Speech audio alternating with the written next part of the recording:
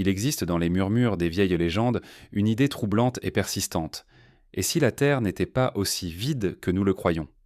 Sous nos pieds, au-delà des couches de roches et d'ombre, certains ont imaginé l'existence d'un autre monde.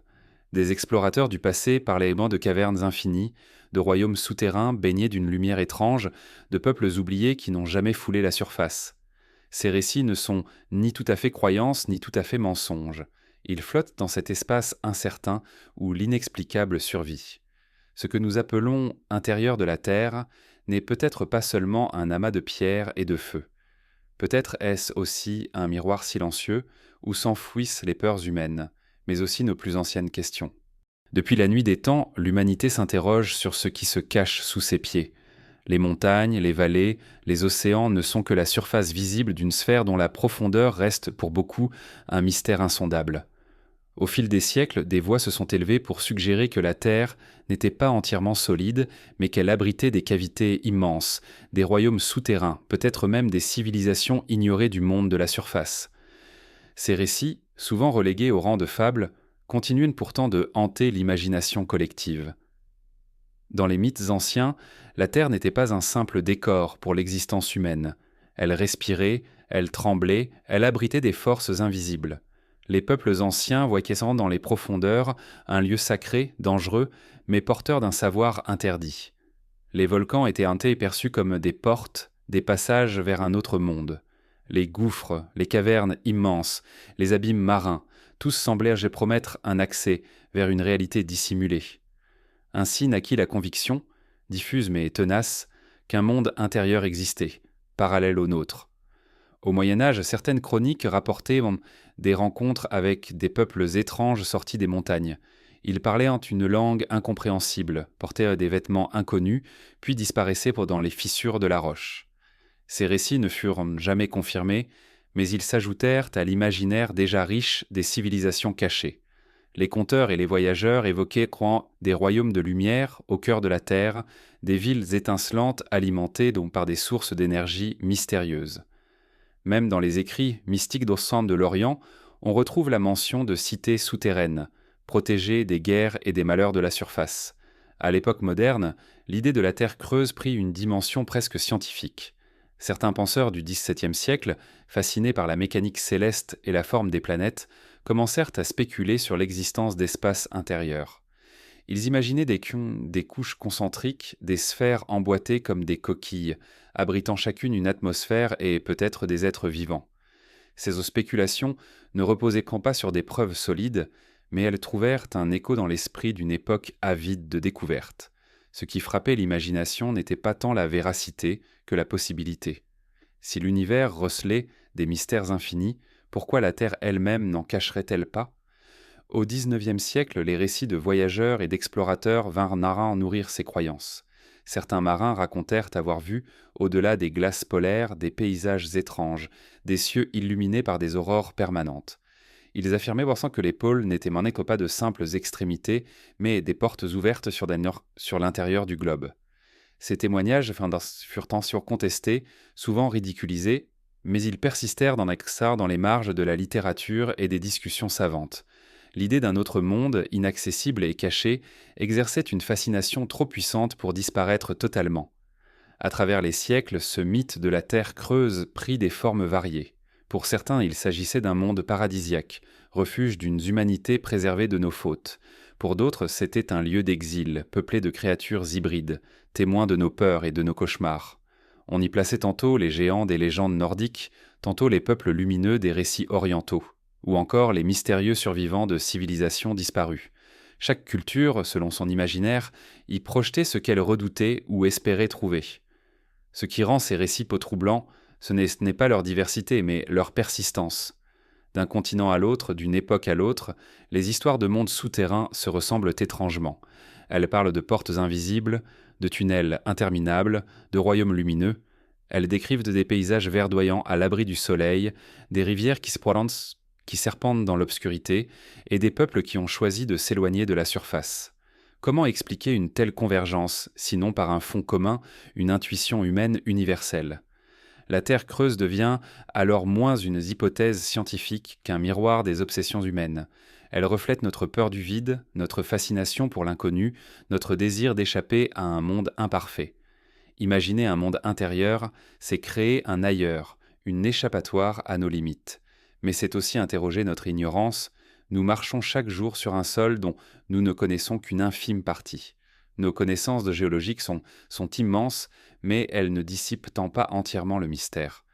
Les profondeurs de la Terre restent inaccessibles à l'expérience directe, et cette absence alimente les spéculations. Au-delà des mythes, certains écrivains transformèrent cette idée en récits initiatiques. Des romans du XIXe siècle racontent d'ensemble des voyages vers le centre de la Terre, où les explorateurs découvrent des paysages préhistoriques et des mondes oubliés. Ces fictions ne sont pas de simples divertissements. Elles traduisent une angoisse et une espérance. Dans le silence des profondeurs, l'homme projette sa quête d'origine, son désir de retrouver un passé perdu. Le monde intérieur devient un espace de mémoire, une arche invisible où reposent les fragments d'un temps révolu. Pour d'autres, au contraire, ce monde souterrain incarne une menace. On le peuple d'êtres hostiles, de races guerrières prêtes à envahir la surface. Ces récits en reflètent la peur de l'étranger, de l'inconnu qui surgit des ténèbres. Là encore, les légendes souterraines deviennent le théâtre des tensions humaines. Elles expriment nos conflits, nos fragilités, nos inquiétudes face à ce que nous ne comprenons pas. Ainsi, la rumeur d'un monde caché sous nos pieds n'a jamais cessé de circuler. Elle traverse les époques, se transforme, s'adapte aux mentalités. Elle a inspiré les mystiques, les écrivains, les explorateurs. Elle hante encore aujourd'hui les marges de la science et de l'imaginaire. Peut-être n'est-elle qu'un mythe, une construction née de nos rêves et de nos peurs. Mais peut-être aussi cache-t-elle une vérité partielle, une trace enfouie d'un savoir ancien. Quoi qu'il en soit, cette idée nous invite à regarder la Terre autrement. Non pas comme un simple amas de roches, mais comme une énigme. Une énigme qui nous rappelle que, malgré nos technologies et nos certitudes, nous ne savons pas tout de notre propre maison. Sous nos pieds, il reste des zones d'ombre, des espaces inconnus qui continuent de nourrir l'imagination. La rumeur de la Terre creuse n'est peut-être pas une vérité, mais elle est une question. Une question qui persiste, silencieuse comme un écho venu des profondeurs. Et cette question nous conduit naturellement vers un autre territoire, celui des mythes les plus anciens. Car avant même les spéculations savantes, bien avant les récits des explorateurs modernes, les civilisations antiques parlaient déjà de peuples souterrains, de royaumes invisibles. C'est là que nous devons nous tourner, pour comprendre d'où vient vraiment cette fascination. Depuis les premiers récits de l'humanité, la Terre n'a jamais été considérée comme un simple décor inerte. Elle a toujours été vivante, respirante, mystérieuse. Pour les peuples anciens, les profondeurs n'étaient pas un amas de pierres aveugles, mais un royaume habité, animé d'esprits et de créatures. Les mythes qui nous sont parvenus décrivent un monde souterrain où se mêlent ombre et lumière, terreur et fascination. Ces récits, transmis de bouche à oreille, sculptés dans la pierre ou gravés dans la mémoire des épopées, forment un réseau de voix anciennes qui semblent toutes dire la même chose. Il existe sous nos pas un espace secret où vivent des êtres différents de nous. Dans la Grèce antique, la vision la plus célèbre de ce monde intérieur se trouve dans les récits de Cocon de l'Hadès. Ce royaume des morts, dirigé par le dieu au casque d'invisibilité, n'était pas seulement un lieu d'oubli et de silence. C'était un univers complet, organisé en fleuves et en territoires, où les âmes circulaient maintenant selon leur destin. Le Styx, l'Achéron, le Cocyte n'étaient pas de simples cours d'eau imaginés, mais des frontières mystérieuses entre les vivants et les disparus. Pour les Grecs, ou Xanthédécrans, descendre dans les entrailles de la terre signifiait pénétrer dans une autre dimension de l'existence. Orphée, Héraclès, Thésée y auraient voyagé, prouvant que certains humains pouvaient en franchir ce seuil interdit. Ces récits suggèrent que l'intérieur de la Terre n'était pas seulement un tombeau, mais un royaume à part entière, avec ses règles, ses gardiens, ses secrets. Plus à l'est, les légendes hindoues évoquent les Nagas, êtres serpents qui règnent sur de vastes cités souterraines. Ces royaumes, appelés Patala, étaient décrits comme splendides, illuminés de joyaux étincelants, protégés par des gardiens redoutables. Les Nagas, parfois ennemis, parfois protecteurs, incarnaient en la puissance des profondeurs. Leurs cités n'étaient pas associées uniquement à la mort, mais à la richesse, à la connaissance et à des forces que les hommes de la surface ne pouvaient en comprendre. Ces mythes indiens révèlent une idée fascinante. Sous la terre se trouveraient des mondes plus riches et plus évolués que celui que nous connaissons. Dans les traditions nordiques, l'univers souterrain se manifeste à travers Svartalfheim, le royaume des elfes noirs et des nains. Ces êtres, liés aux pierres et aux métaux, vivaient dans des cavernes immenses, forgeant des objets magiques et indestructibles. Leur savoir était supérieur à celui des hommes, mais ils restaient invisibles, dissimulés dans l'obscurité. Ici, la Terre devient un atelier cosmique, une matrice où naissent les armes divines, les trésors et les secrets enfouis. Descendre sous terre signifiait accéder à une connaissance interdite, mais aussi risquer de provoquer la colère de ses artisans cachés. Chez les Mayas et les Aztèques, les grottes et les gouffres étaient considérés comme des portails vers l'inframonde, le Xibalba. Dans ces récits, les héros affrontaient dans le soleil des seigneurs de l'ombre, dans des épreuves terribles, révélant que le monde souterrain n'était pas seulement un lieu géographique, mais une étape spirituelle. Les cérémonies sacrées se tenaient souvent à l'entrée de ces cavernes, perçues comme les bouches de la terre. Les peuples mésoaméricains voyaient rentrer dans l'intérieur du sol non seulement un royaume de mort, mais aussi un passage obligé pour renaître. En Afrique, certaines traditions orales parlant de peuples cachés qui vivent sous les montagnes et les déserts. Ces habitants invisibles sont décrits comme sages et puissants, possédant des savoirs anciens. Les grottes sacrées servaient de lieu de rencontre avec ces esprits, parfois bienveillants, parfois dangereux. Là encore, le sous-sol n'était pas vide, mais habité d'entités qui reflétaient la dualité humaine, à la fois protectrice et menaçante. L'Europe médiévale, elle aussi, regorge de récits de peuples souterrains. On y parlait de royaumes cachés où les fées, les gnomes et les esprits de la terre vivaient à l'écart des hommes. Ces légendes insistaient sur les dangers de pénétrer dans leur territoire. Celui qui osait s'aventurer dans une caverne risquait d'y être retenu, séduit ou détruit. Pourtant, ces mondes étaient aussi perçus comme des lieux de savoir. Les alchimistes cherchaient à percer les secrets de la matière, et certains croyaient que les esprits de la terre en détenaient les clés. Ainsi, les mythes souterrains devenaient de prendre des miroirs des quêtes humaines, la peur de l'inconnu, le désir de pouvoir, l'obsession de la connaissance. Partout dans le monde, ces récits convergent vers une même intuition. La terre abrite autre chose que de la pierre. Elle est vivante et son intérieur est un espace mystérieux où se joue une autre histoire. Que ses habitants soient des dieux, des esprits, des serpents, des nains ou des morts, tous partagent une caractéristique commune. Ils sont invisibles à l'œil ordinaire, mais leur présence se fait sentir par des signes, des tremblements, des lumières étranges, des voix dans l'obscurité. Ce qui frappe dans cette mosaïque de légendes, c'est leur universalité.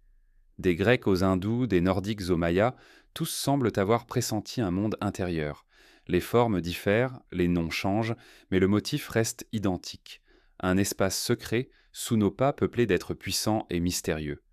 Cela peut s'expliquer par la peur ancestrale des gouffres, par l'émerveillement devant les volcans ou par les visions engendrées dans l'obscurité des grottes. Mais cela peut aussi traduire quelque chose de plus profond, une mémoire collective, une trace enfouie de ce que les anciens savaient ou croyaient savoir. Les mythes des peuples souterrains ne se contentent pas de nourrir l'imagination. Ils révèlent aussi une vision du monde où la Terre n'est pas un simple objet. Elle est un organisme, un sanctuaire, une demeure partagée entre différentes formes de vie. En écoutant ces récits, nous comprenons que l'humanité a toujours ressenti un lien intime avec ce qui se trouve sous la surface, et peut-être que ces légendes, si diverses et si persistantes, ne sont pas seulement des métaphores. Peut-être renvoient-elles à des souvenirs plus anciens, des contacts oubliés, des vérités que nous avons recouvertes de scepticisme et de silence. Car derrière les mythes des peuples souterrains se profile une autre question, plus troublante. Et si ces royaumes n'étaient pas seulement symboliques ?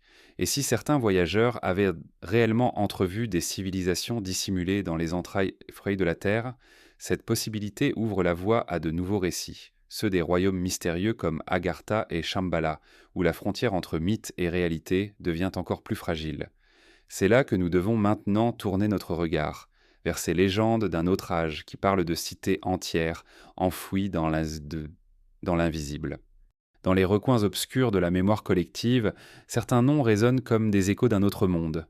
Agartha, Shambhala, des lieux que personne n'a jamais véritablement vus, et pourtant des lieux qui semblent vivre dans les traditions, les récits et les visions mystiques.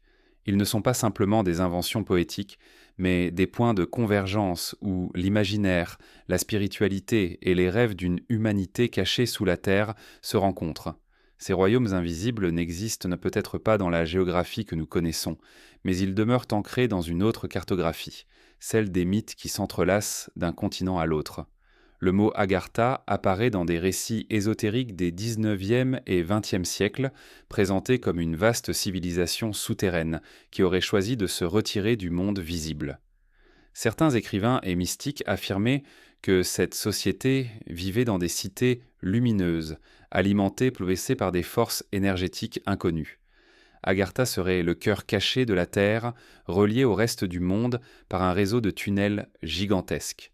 Ces voies invisibles auraient permis, à travers les âges, le passage discret de ces peuples mystérieux vers la surface, et parfois, selon certaines traditions, l'échange de savoir avec des humains élus.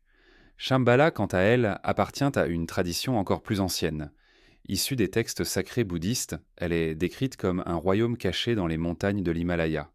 Shambhala n'est pas seulement un lieu géographique, mais aussi un espace spirituel, accessible uniquement à ceux qui sont prêts à franchir les limites de leur propre conscience. Dans les récits, c'est un royaume de pureté et de sagesse, gouverné par des rois éclairés, où la connaissance universelle essaie préservée. Certains textes parlent d'une époque où Shambhala se révélera au monde pour guider l'humanité vers un âge de lumière. Ce qui est fascinant, c'est que ces deux noms, Agartha et Shambhala, semblent se répondre. L'un souvent associé au cœur souterrain de la Terre, l'autre à une cité perdue dans les hauteurs inaccessibles des montagnes. Les profondeurs et les sommets deviennent des miroirs, deux extrêmes du monde où se réfugieraient dans des civilisations mystérieuses. Ces lieux, invisibles aux yeux ordinaires, incarnent un même principe. Il existerait sur cette planète des espaces secrets, protégés, où une humanité différente vit à l'écart, préservant une connaissance que nous avons oubliée. Les explorateurs occidentaux du XIXe siècle furent fascinés par ces récits. Certains voyageurs en Asie centrale rapportèrent avoir entendu, dans les monastères tibétains, des histoires sur Shambhala. Des lamas décrivaient des hons des vamatiques et des vallées et palais cachés, protégés par par des montagnes infranchissables, où résidait un peuple sage et lumineux. Les Européens, avides de mystère et d'exotisme, relayèrent en ces récits dans leurs écrits, les mélangeant parfois à des légendes occidentales de mondes souterrains. C'est ainsi que l'imaginaire d'Agartha se construisit, parfois présenté comme une version souterraine de Shambhala, ou comme un royaume complémentaire. Dans les traditions ésotériques, Agartha est souvent décrite comme le centre invisible d'une fraternité spirituelle. Des maîtres cachés y transmettraient leur savoir aux initiés, influençant discrètement le destin du monde. Ces idées séduisirent de nombreuses sociétés secrètes en Europe et en Amérique. Elles voyèrent dans Agartha et Shambhala les preuves de l'existence d'un savoir primordial, oublié à la surface mais préservé dans les profondeurs. Les récits Bobnarski parlaient de technologies mystérieuses, de livres sacrés, d'une sagesse universelle qui guiderait un jour l'humanité vers une nouvelle ère. Pourtant, derrière ces visions, il y a une constante, l'idée que le vrai savoir n'est pas accessible à tous. Shambhala et Agartha ne se révèlent qu'à ceux qui cherchent sincèrement, qui dépassent la peur, l'orgueil et le désir de domination. Dans cette logique, le monde caché n'est pas seulement souterrain ou lointain, il est aussi intérieur. Les montagnes et les cavernes sont les symboles d'un voyage spirituel que chacun doit entreprendre. Mais la fascination pour ces royaumes invisibles ne s'est pas limitée au cercle mystique. Au XXe siècle, certains explorateurs et écrivains affirmèrent avoir trouvé des traces de leur existence. Des récits parlaient des 42 rencontres avec des moines tibétains qui prétendaient être en contact avec Shambhala. D'autres évoquaient des expéditions secrètes menées par des puissances obsédées par l'idée de découvrir des connaissances perdues dans l'Himalaya. Ces histoires, qu'elles soient en vrai ou exagérées, renforcèrent l'idée qu'Agartha et Shambhala n'étaient pas seulement des symboles, mais peut-être des réalités dissimulées aux yeux du monde. Les récits de ces royaumes posent une question troublante. Pourquoi ces mythes persistent-ils avec autant de force ? Peut-être parce qu'ils répondent à une soif profonde, une nostalgie de l'humanité pour un lieu où tout serait intact, pur, protégé des corruptions de la surface. Dans un monde marqué par les guerres, les catastrophes et les désillusions, imaginer une cité secrète où survivent la sagesse et l'harmonie est une consolation, mais aussi une promesse. Il est intéressant de noter que ces mythes apparaissent dans des cultures éloignées et à des époques différentes. Les légendes grecques parlaient déjà de mondes souterrains ordonnés et habités. Les traditions indiennes évoquaient en fait des royaumes splendides dans les entrailles de la terre. Les récits bouddhistes situaient Shambhala dans les replis inaccessibles de l'Himalaya. Et en Occident, l'idée d'un centre secret de la terre, siège de savoir occulte, traversait déjà les écrits des alchimistes et des mystiques. Ce fil rouge, tissé à travers l'histoire humaine, suggère qu'Agartha et Shambhala sont plus que des inventions. Ce sont des archétypes, des images universelles gravées dans la mémoire collective. Aujourd'hui encore, des chercheurs de vérité, des voyageurs et des spirituels partent à la recherche de ces royaumes. Les montagnes de l'Himalaya attirent ceux qui espèrent découvrir une vallée cachée, un monastère invisible aux cartes ordinaires. D'autres fouillent les archives anciennes, convaincus que des passages secrets mènent vers le cœur de la terre. Et si les portes de Shambhala et d'Agartha ne s'ouvrent pas, il reste au moins cette certitude étrange. Leur mythe a le pouvoir de transformer ceux qui le poursuivent. Car chercher un royaume invisible, c'est en réalité chercher en soi la part oubliée qui aspire à un monde plus pur. Agartha et Shambhala demeurent donc suspendues entre réalité et rêve.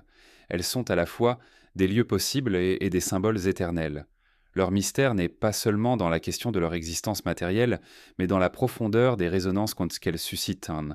Elles nous rappellent que l'humanité, malgré ses certitudes modernes, porte encore en elle la mémoire d'un monde invisible. Et si ces royaumes existent réellement, ils ne se dévoileront sans doute pas par la force des explorations, mais par le silence, la patience et l'éveil intérieur.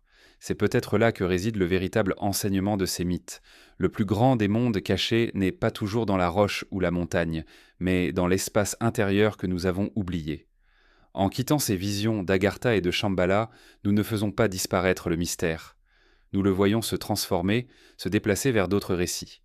Car au-delà des royaumes spirituels et invisibles, il existe des histoires plus concrètes, celles de voyageurs qui ont osé s'aventurer dans les entrailles antilles de la Terre et qui parfois n'en sont jamais revenus.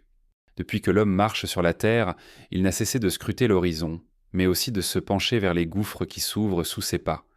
Les cavernes et les tunnels, les abîmes et les failles ont toujours exercé une fascination particulière. Elles sont des portes naturelles, des seuils qui semblent conduire vers un autre monde.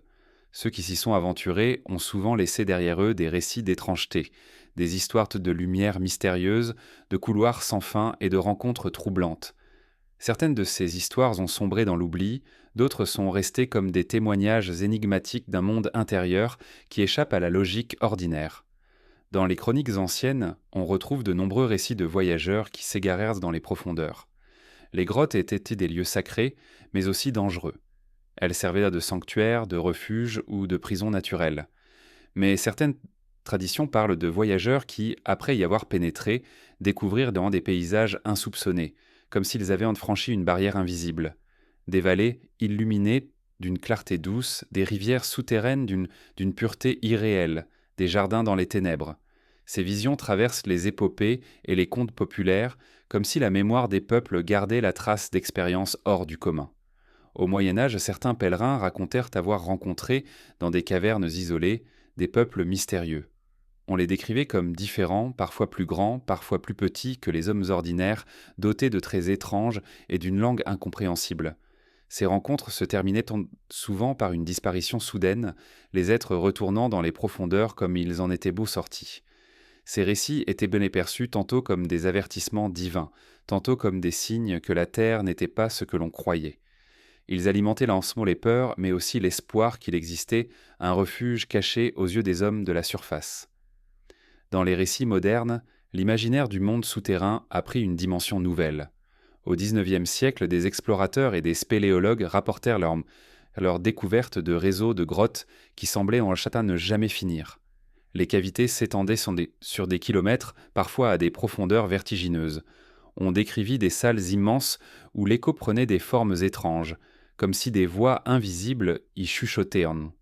Certains affirmaient avoir ressenti une présence, une impression d'être observés par quelque chose que la lumière des lampes n'éclairait pas.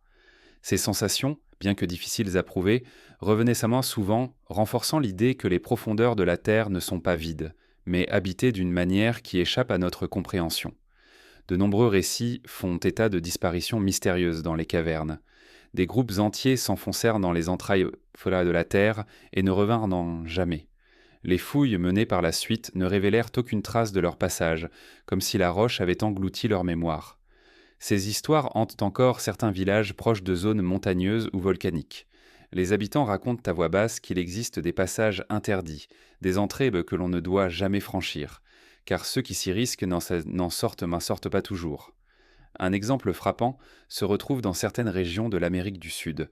Là-bas, les traditions locales évoquent dans de vastes réseaux de tunnels reliant des montagnes éloignées.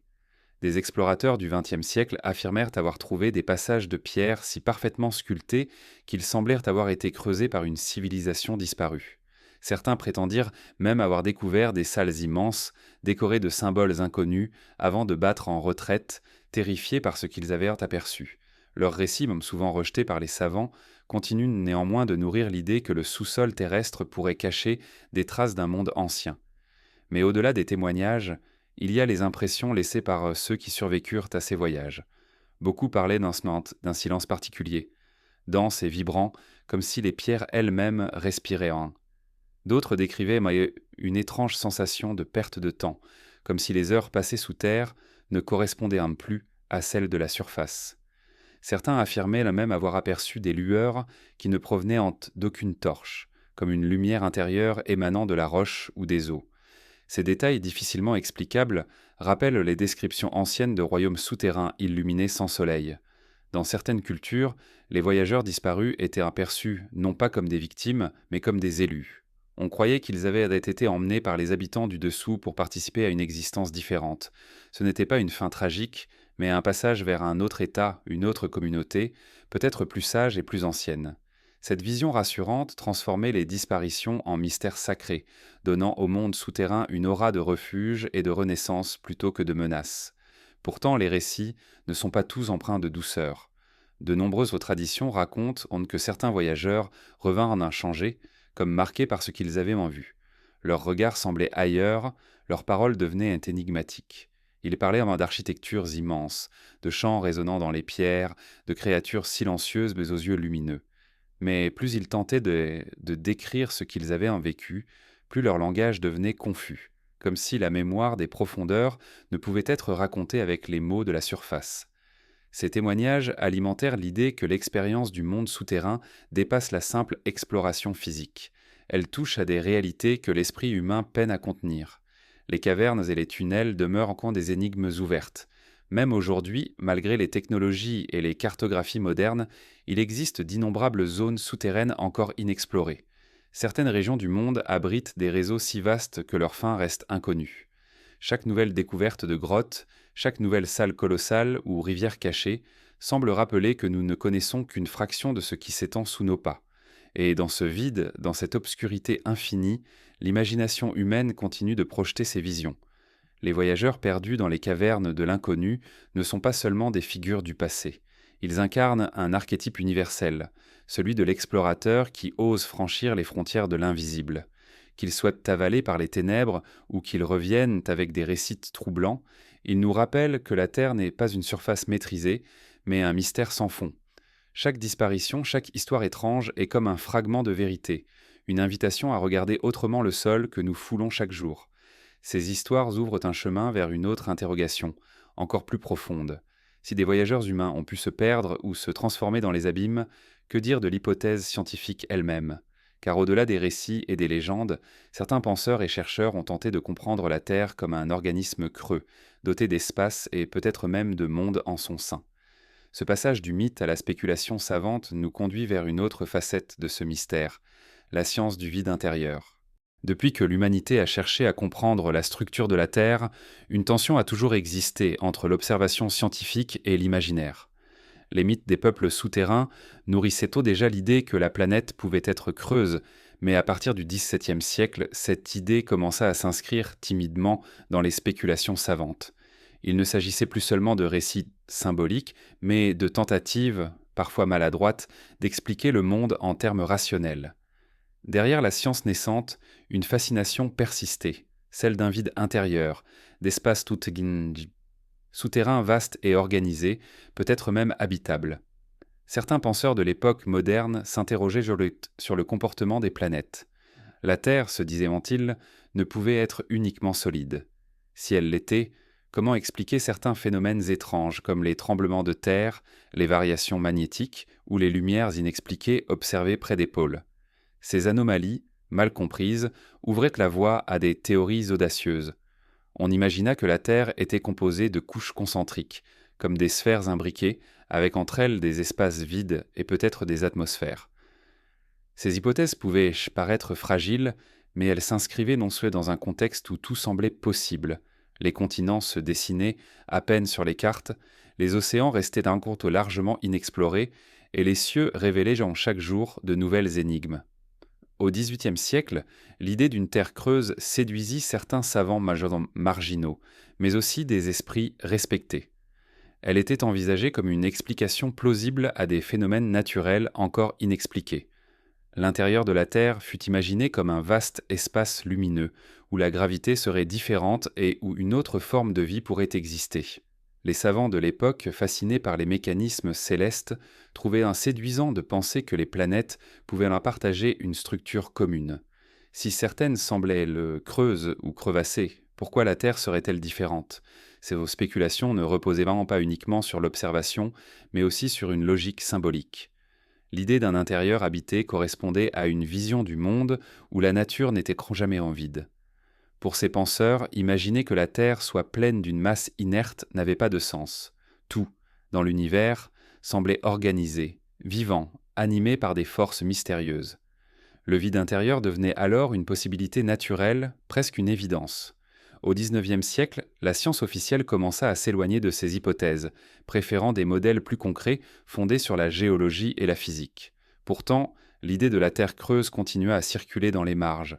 Certains écrivains, se nourrissant des spéculations scientifiques, imaginèrent des récits où des explorateurs descendaient vers le centre du monde pour y découvrir des paysages insoupçonnés. Ces romans ne faisaient pas que divertir, ils prolongeaient là la curiosité populaire pour un mystère que la science cherchait à refermer trop vite.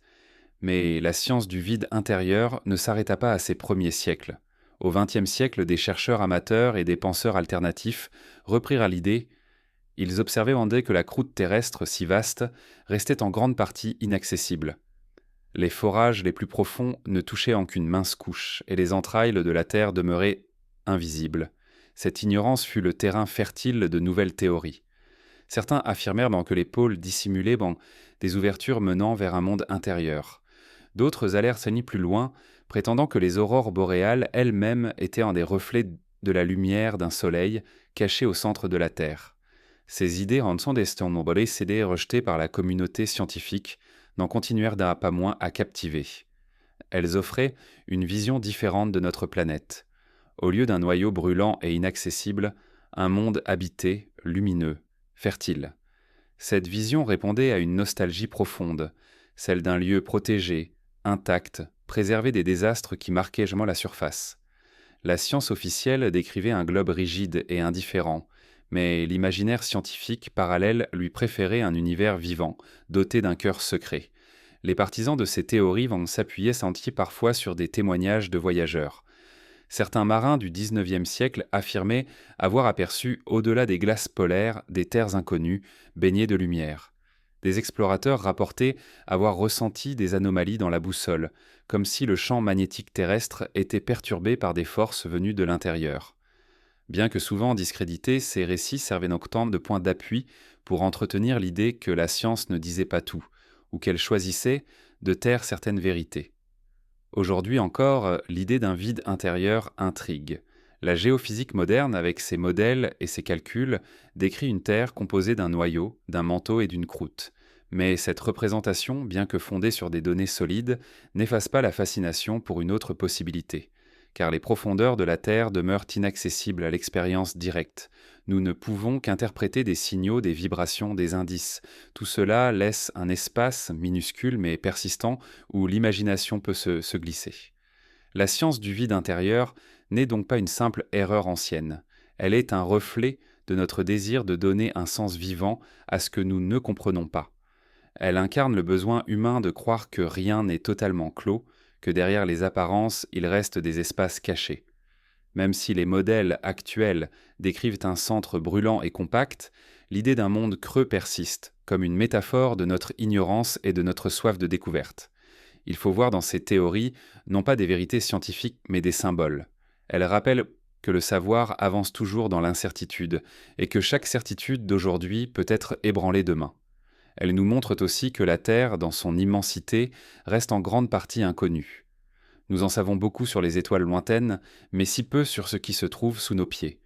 Ce paradoxe nourrit la fascination pour les mondes souterrains et entretient l'idée que la science, aussi avancée soit-elle, ne peut pas tout expliquer.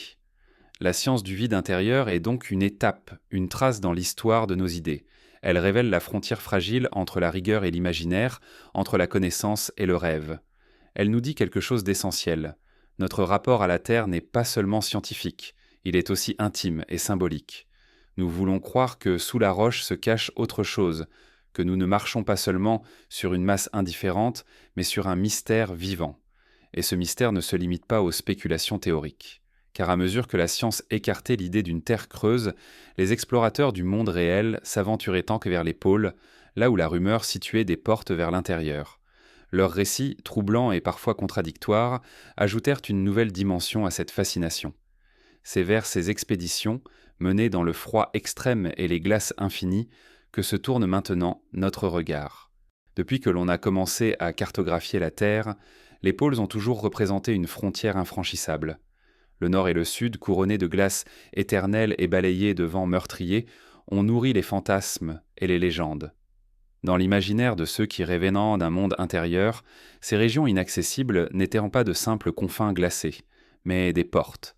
Elles auraient été les seuils secrets menant vers l'intérieur du globe, les points de passage entre la surface connue et un royaume dissimulé.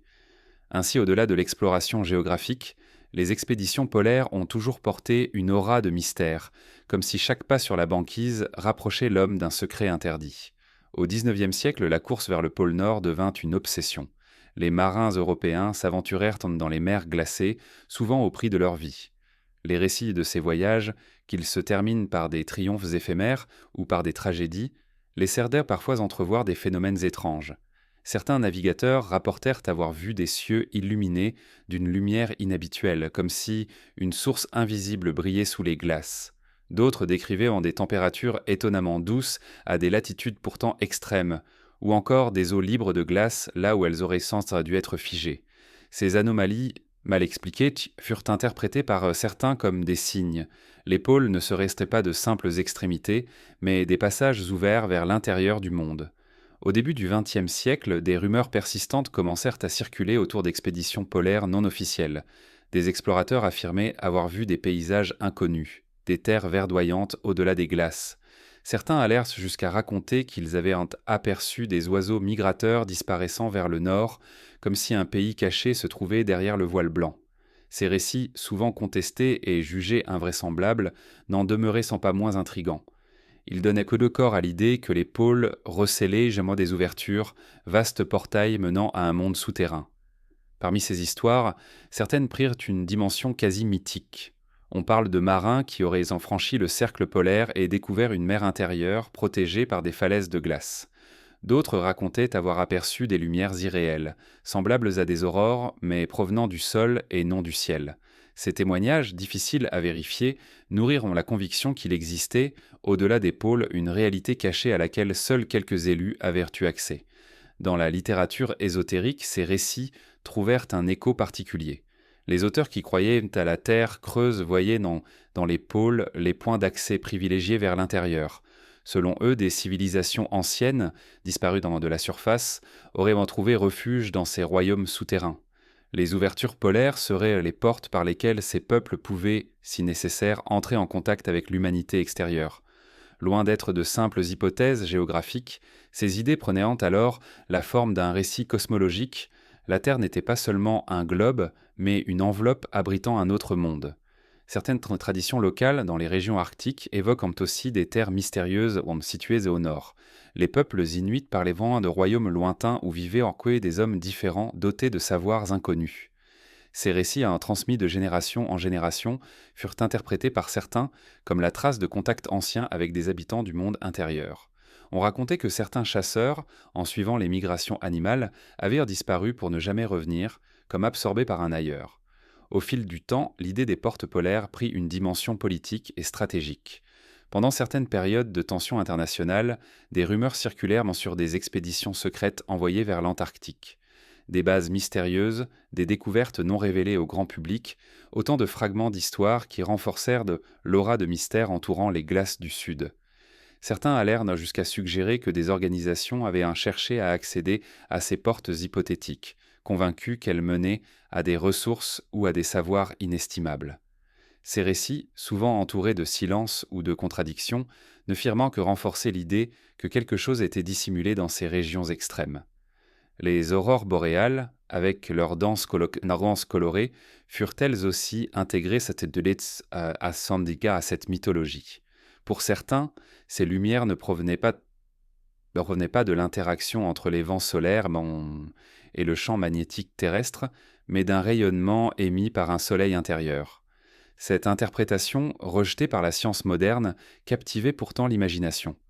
Elle donnait une cohérence poétique au récit des explorateurs.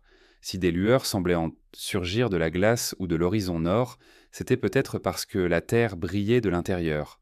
Même aujourd'hui, malgré les expéditions modernes et les satellites, les pôles continuent de nourrir les fantasmes. Les images captées par la technologie, bien qu'impressionnantes, laissent place à des zones d'ombre, des régions encore inexplorées. L'Antarctique, vaste continent glacé, demeure l'un des lieux les plus secrets de la planète.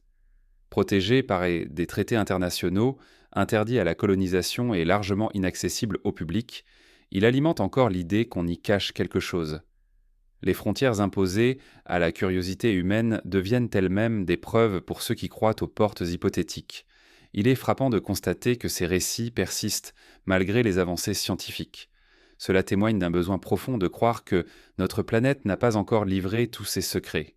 Les pôles, par leur nature hostile et leur éloignement, incarnent ce qui échappe encore à notre maîtrise. Ils sont les gardiens d'un mystère, qu'il soit réel ou imaginé. Les expéditions polaires, qu'elles soient héroïques ou tragiques, nous rappellent que l'homme, face à l'inconnu, oscille toujours entre la quête et la peur. Chercher des portes vers l'intérieur de la Terre, c'est interroger nos propres limites, notre incapacité à accepter que certaines régions du monde nous restent interdites. C'est aussi reconnaître que, même à l'âge des satellites et des sondes, nous ne connaissons pas tout de notre maison terrestre. Les portes polaires, qu'elles soient réelles ou symboliques, incarnent cette soif de passage, ce désir d'un ailleurs. Elles sont la matérialisation de l'intuition humaine, selon laquelle la surface n'est qu'une façade, et que le véritable mystère gît derrière les apparences. Peut-être n'y a-t-il aucune ouverture cachée, peut-être ne trouve-t-on sous les glaces qu'un désert minéral et glacé. Mais peut-être aussi, derrière le voile blanc, se dissimule un monde que nous n'avons pas encore la capacité de percevoir. Et si ces portes existent, elles ne sont sans doute pas de simples passages physiques. Elles sont aussi des seuils intérieurs, des symboles du voyage que chaque être humain entreprend quand il ose franchir ses propres frontières. La glace et l'obscurité deviennent alors des métaphores de nos peurs, et l'ouverture polaire un appel vers l'inconnu. Ainsi, les expéditions polaires et les portes hypothétiques ne nous parlent pas seulement d'un monde intérieur, mais de notre rapport à la limite. Elles nous disent que nous avons besoin de croire en des passages secrets, parce que sans eux, le monde nous semblerait clos, figé, sans mystère. Or, l'humanité ne peut vivre sans mystère. Il est le souffle qui nous pousse à avancer, à explorer, à imaginer. Ce souffle, on le retrouve dans une autre facette de l'histoire de la Terre creuse, car au-delà des explorateurs et des marins, d'autres groupes se sont intéressés à ces royaumes cachés, les sociétés secrètes et les courantes ésotériques. Pour eux, les portes polaires n'étaient pas seulement géographiques, elles étaient aussi spirituelles. C'est vers ces traditions et leurs récits étranges que nous devons maintenant nous tourner. À mesure que le XIXe siècle touchait à sa fin, l'Europe et l'Amérique se trouvèrent traversées par un étrange courant de pensée. L'industrialisation transformait les paysages, la science gagnait en autorité, mais dans l'ombre, une soif de mystère grandissait. Beaucoup ressentaient que la rationalité, aussi précieuse soit-elle, ne suffisait pas à apaiser les grandes questions humaines. C'est dans ce climat que la théosophie, ainsi que d'autres sociétés secrètes, ravivèrent et reformulèrent le mythe des mondes souterrains. Dans leurs récits, la Terre creuse cessait d'être une curiosité marginale pour devenir un élément central d'une vision spirituelle de l'univers. La théosophie, fondée par Helena Blavatsky à la fin du XIXe siècle, proposait une synthèse singulière des religions orientales, des mythes anciens et des spéculations occultes. Au cœur de cette doctrine se trouvait l'idée d'une sagesse primordiale, transmise par des maîtres invisibles. Ces êtres, appelés parfois Mahatmas ou maîtres de sagesse, étaient en décrits comme retirés du monde visible, vivant dans des lieux secrets, souvent situés dans les montagnes de l'Himalaya ou dans des royaumes souterrains comme Agartha et Shambhala. Ainsi, le thème de la Terre creuse se trouvait réinterprété. Ce n'était plus seulement une hypothèse géographique, mais un symbole d'une connaissance spirituelle cachée à la majorité des hommes. Dans cette perspective, Agartha devenait le sanctuaire d'une humanité plus ancienne et plus éclairée. On disait que ses habitants possédaient des technologies avancées, mais qu'ils les utilisaient uniquement pour préserver l'équilibre de la planète. Shambhala, elle, était envisagée comme un centre spirituel où les vérités éternelles étaient conservées, prêtes à être révélées à l'humanité lorsque celle-ci serait prête. Ces visions séduisirent de nombreux chercheurs de vérité, car elles offraient une alternative à un monde qui semblait s'enfoncer dans le matérialisme et la désacralisation. Mais la théosophie ne fut pas la seule à s'approprier ces mythes. D'autres sociétés secrètes, plus anciennes ou plus discrètes, entretenaient également des récits sur les mondes intérieurs. Les Rosicruciens, par exemple, évoquaient des fraternités invisibles, gardiennes d'un savoir enfoui depuis des millénaires. Certains ordres occultes parlaient de passages cachés sous les grandes chaînes de montagnes, menant à des bibliothèques souterraines où seraient conservés des manuscrits oubliés. Ces récits n'étaient pas seulement des légendes. Ils servaient de fondement à une quête initiatique. Pour ceux qui entraient dans ces sociétés, croire en un monde intérieur, c'était croire qu'un autre niveau de réalité existait, accessible seulement par la transformation de soi. Le XXe siècle renforça cette fascination. À une époque marquée par les guerres mondiales et les bouleversements technologiques, les sociétés secrètes cherchèrent dans le mythe de la Terre creuse une source de sens et de puissance.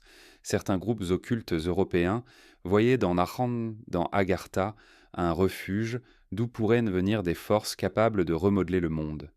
L'idée que des peuples souterrains, plus sages ou plus puissants, observaient l'humanité depuis les profondeurs devint un motif récurrent dans la littérature ésotérique. Ce n'était plus seulement une énigme géographique, c'était une croyance que notre planète abrite une autre humanité, silencieuse mais influente. Ces récits troublants s'entrelacèrent parfois avec l'histoire politique. Des rumeurs persistèrent autour de régimes obsédés par l'occultisme, qui auraient financé des expéditions en Himalaya ou en Antarctique pour chercher les traces de ces royaumes cachés. Qu'elles soient vraies ou exagérées, ces histoires alimentèrent l'imaginaire collectif. Elles transformèrent la Terre creuse en un enjeu non seulement spirituel, mais aussi géopolitique. Découvrir ces secrets, c'était potentiellement détenir un savoir supérieur, une puissance inédite. Dans la culture populaire, cette vision se diffusa sous des formes variées. Les romans, les récits d'aventure et les ouvrages occultes décrivaient des explorateurs qui, en pénétrant dans les entrailles de la Terre, découvraient des cités resplendissantes, gouvernées par des êtres bienveillants ou menaçants. Les sociétés secrètes dans l'ombre apparaissaient comme les héritières de ces connaissances, gardiennes de secrets interdits. Ce climat donna naissance à une littérature foisonnante, où les mondes intérieurs devinrent autant de métaphores du pouvoir caché. Il est fascinant de constater que, dans ces récits, la science et la spiritualité s'entrelacent constamment.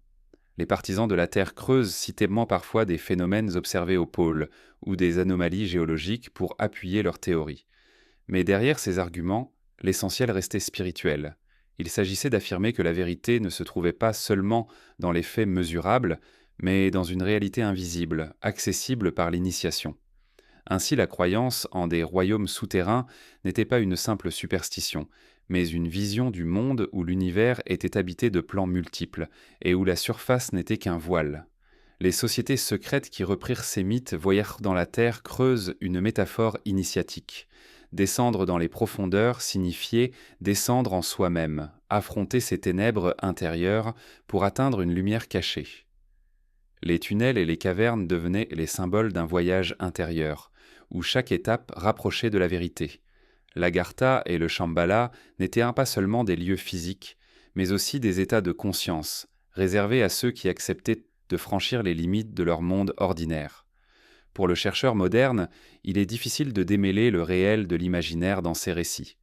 Mais leur persistance, leur richesse et leur universalité révèlent en quelque chose d'essentiel. L'humanité a besoin de croire que le monde visible n'est pas tout. Les échos de la théosophie et des sociétés secrètes nous rappellent que derrière les apparences, il existe toujours une quête, une soif de l'invisible. Aujourd'hui encore, ces récits trouvent des résonances. Des communautés spirituelles affirment être en contact avec des maîtres venus de mondes intérieurs. Des écrivains continuent de situer Agartha et Shambhala comme des lieux vivants, cachés derrière des portes invisibles.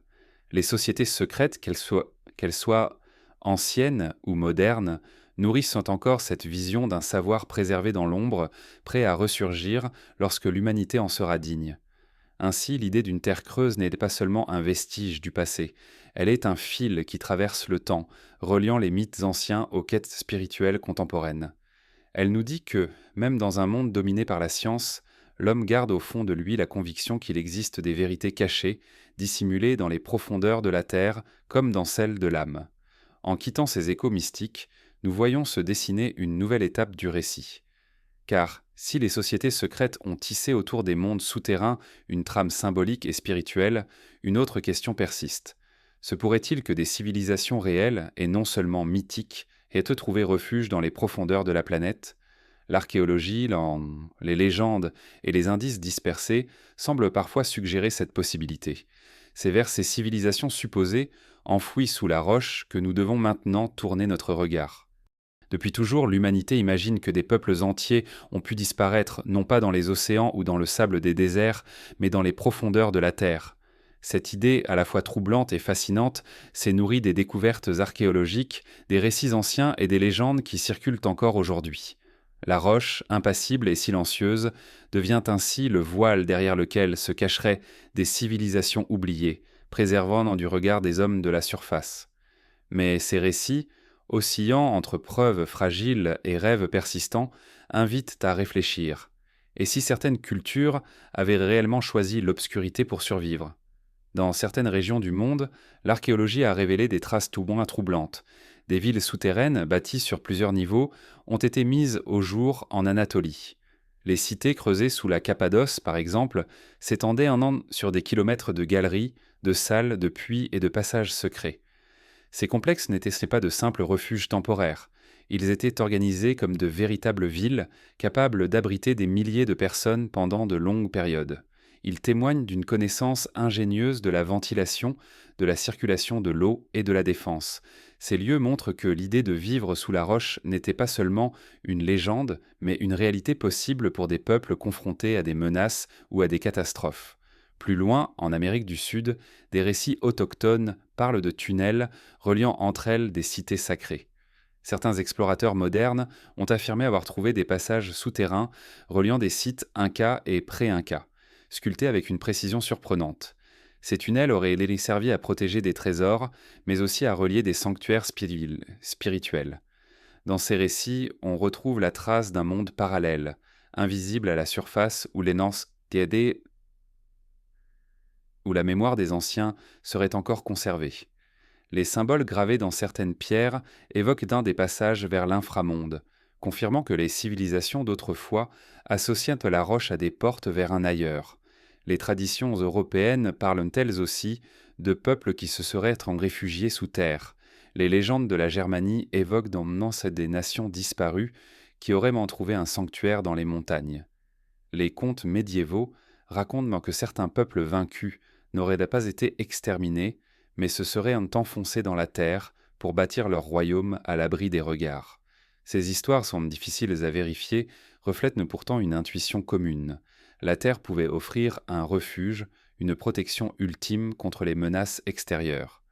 Certains archéologues ont également noté que dans plusieurs cultures éloignées, les grottes et les souterrains étaient associés à l'origine des peuples. Chez les Mayas, certains récits situent l'émergence des premiers hommes dans des cavernes sacrées. En Grèce, certaines légendes affirmaient que des héros étaient nés des entrailles des centrales de la terre. Dans ces traditions, la roche n'était pas seulement un abri, elle était un utérus cosmique, un lieu de gestation pour les civilisations. Cette symbolique universelle nourrit encore aujourd'hui l'idée qu'il existe des peuples endormis dans les profondeurs, attendant peut-être le moment de réapparaître. Les récits modernes ajoutent une autre couche de mystère. Des explorateurs du XIXe et du XXe siècle rapportèrent avoir entendu parler de galeries immenses sous les Andes, l'Himalaya ou le Tibet. Ils évoquèrent des cités souterraines, où des moines ou des sages auraient conservé des savoirs anciens. Ces histoires, bien qu'impossibles à vérifier, se mêlèrent aux légendes d'Agartha et de Shambhala, renforçant l'idée que des civilisations entières pouvaient en vivre hors du regard des hommes. Mais il est important de souligner que la fascination pour ces civilisations sous la roche n'est pas uniquement archéologique, elle est aussi psychologique et spirituelle. Imaginer des peuples souterrains, c'est imaginer une humanité différente, préservée de nos erreurs, capable de vivre en harmonie avec son environnement. C'est projeter dans l'obscurité une utopie, un miroir idéalisé de ce que nous aurions pu être. En ce sens, les civilisations cachées deviennent une réponse à nos désirs et à nos peurs. Elles incarnent à la fois le refuge et le secret, la mémoire et l'avenir. Il existe aussi des récits plus sombres. Certaines de nos traditions évoquent des peuples souterrains hostiles, jaloux de la surface, prêts à envahir le monde extérieur. Ces légendes traduisent une peur ancienne, celle de l'inconnu qui vit sous nos pieds et qui pourrait surgir à tout moment. Dans ces récits, la roche devient une frontière fragile entre deux humanités, l'une visible, l'autre invisible, prête à s'affronter. Ces histoires, bien que fantastiques, reflètent les angoisses profondes des sociétés humaines face à ce qui échappe à leur contrôle. Ce qui demeure le plus fascinant, c'est que la frontière entre rêve et réalité reste floue. Les villes souterraines découvertes en Turquie, les tunnels incas, les grottes sacrées des Mayas existent bel et bien. Mais au-delà de ces faits concrets, les récits de peuples cachés persistent, comme si la mémoire collective refusait d'abandonner l'idée qu'un autre monde se cache sous la roche. Ces récits ont survécu au siècle parce qu'ils touchent à quelque chose de fondamental, l'intuition que la Terre n'a pas encore livré tous ses secrets. Aujourd'hui, les chercheurs modernes s'intéressent encore à ces questions. Les spéléologues explorent des réseaux de grottes toujours plus vastes, parfois inaccessibles pendant des siècles. Les archéologues continuent de mettre au jour des structures souterraines, confirmant que les anciens savaient tirer parti des profondeurs. Mais à côté de cette science rigoureuse, persiste une autre recherche plus diffuse, celle d'un monde invisible où vivraient encore des héritiers de civilisations disparues. Peut-être ces civilisations n'existent-elles pas réellement dans la roche. Peut-être sont-elles des métaphores, des images de notre désir de retrouver une sagesse perdue.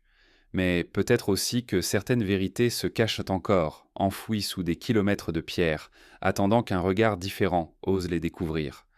L'idée même qu'elles puissent exister suffit à nourrir le mystère et à maintenir vivante la question. Les civilisations sous la roche, entre archéologie et rêve, incarnent ce lieu où se rejoignent la science et l'imaginaire. Elles rappellent que notre planète, malgré ses cartes et ses mesures, demeure un territoire inachevé, plein d'ombres et de zones silencieuses. Chaque galerie découverte, chaque salle enfouie, chaque inscription gravée dans la pierre réveille cette intuition. Il y a plus que ce que nous voyons. Et si ces civilisations existent, elles ne se nourrissent pas seulement de pierre et d'obscurité. Elles doivent aussi posséder des moyens d'éclairer leur monde, de le rendre habitable et fertile. Cela nous conduit à une autre question, tout aussi troublante. Comment ces peuples, réels ou imaginés, auraient-ils trouvé la lumière dans l'absence de soleil ? Parmi les pierres de la Terre, il en existe certaines qui ne lui appartiennent pas. Elles ne viennent ni de ses montagnes ni de ses entrailles. Elles ont traversé le vide, franchi les siècles, portées par des vents cosmiques que nul ne peut entendre. Ce sont les météorites martiennes, les fragments de Mars arrachés à leur monde d'origine par un choc ancien, puis égarés dans le silence du système solaire avant de tomber ici, sur notre sol. Ces pierres étrangères sont les messagers d'un passé qui nous précède. En elles dort peut-être la preuve que la vie, avant de naître sur Terre, respirait ailleurs.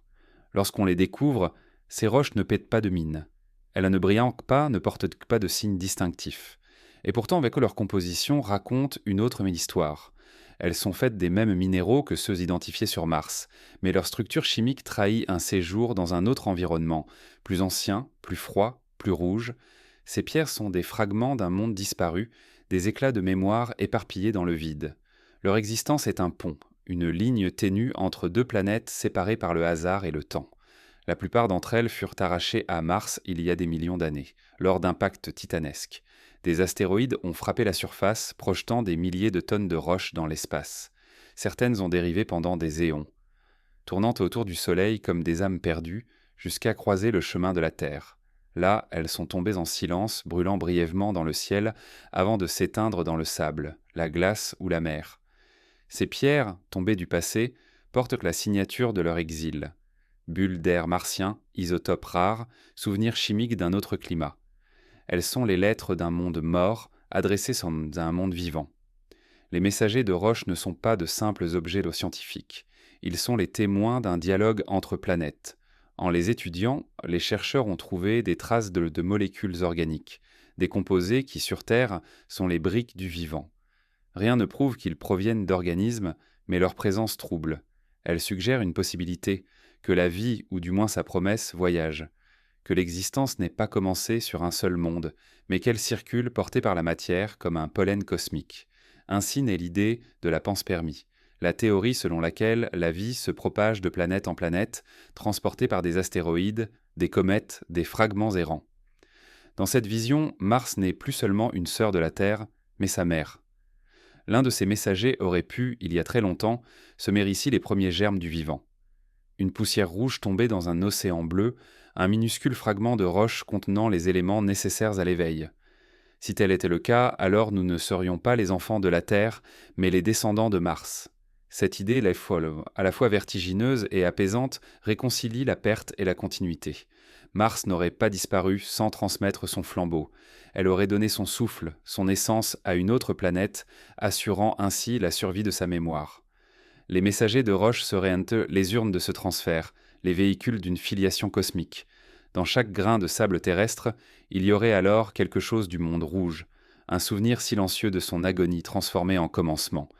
Certains de ces fragments, comme la célèbre météorite ALH 84001, retrouvée en Antarctique, ont suscité de vifs débats. À l'intérieur de sa structure, des formations microscopiques rappellent des bactéries fossiles. Pour certains, c'est la preuve directe que la vie a existé sur Mars. Pour d'autres, ce n'est qu'une illusion, une coïncidence chimique. Mais au-delà de la science, il y a la poésie du geste. Un monde mort, jetant à travers le vide les semences de son souvenir. On peut imaginer ces fragments comme des flocons d'un hiver éternel, dérivant lentement dans l'espace, attendant des millions d'années avant de rencontrer une nouvelle Terre. Chaque impact, chaque chute est une renaissance. Une pluie d'anciennes mémoires s'abat sur un monde jeune et quelque chose recommence. Le geste est universel. Mourir pour engendrer, se briser pour se répandre. Mars, en se désagrégeant, a peut-être ensemencé la galaxie. Il existe quelque chose d'extraordinairement émouvant dans l'idée que les roches puissent porter une en histoire. Elles ne parlent pas, ne bougent pas, et pourtant elles savent. Dans leur composition, dans la disposition de leurs minéraux, se trouve inscrite la carte de leur voyage. Leurs cicatrices sont des phrases, leurs fractures des souvenirs. Ces pierres sont vivantes d'une autre manière, elles gardent la mémoire de ce qu'elles ont vu. Peut-être que la Terre, elle aussi, a renvoyé des fragments dans l'espace.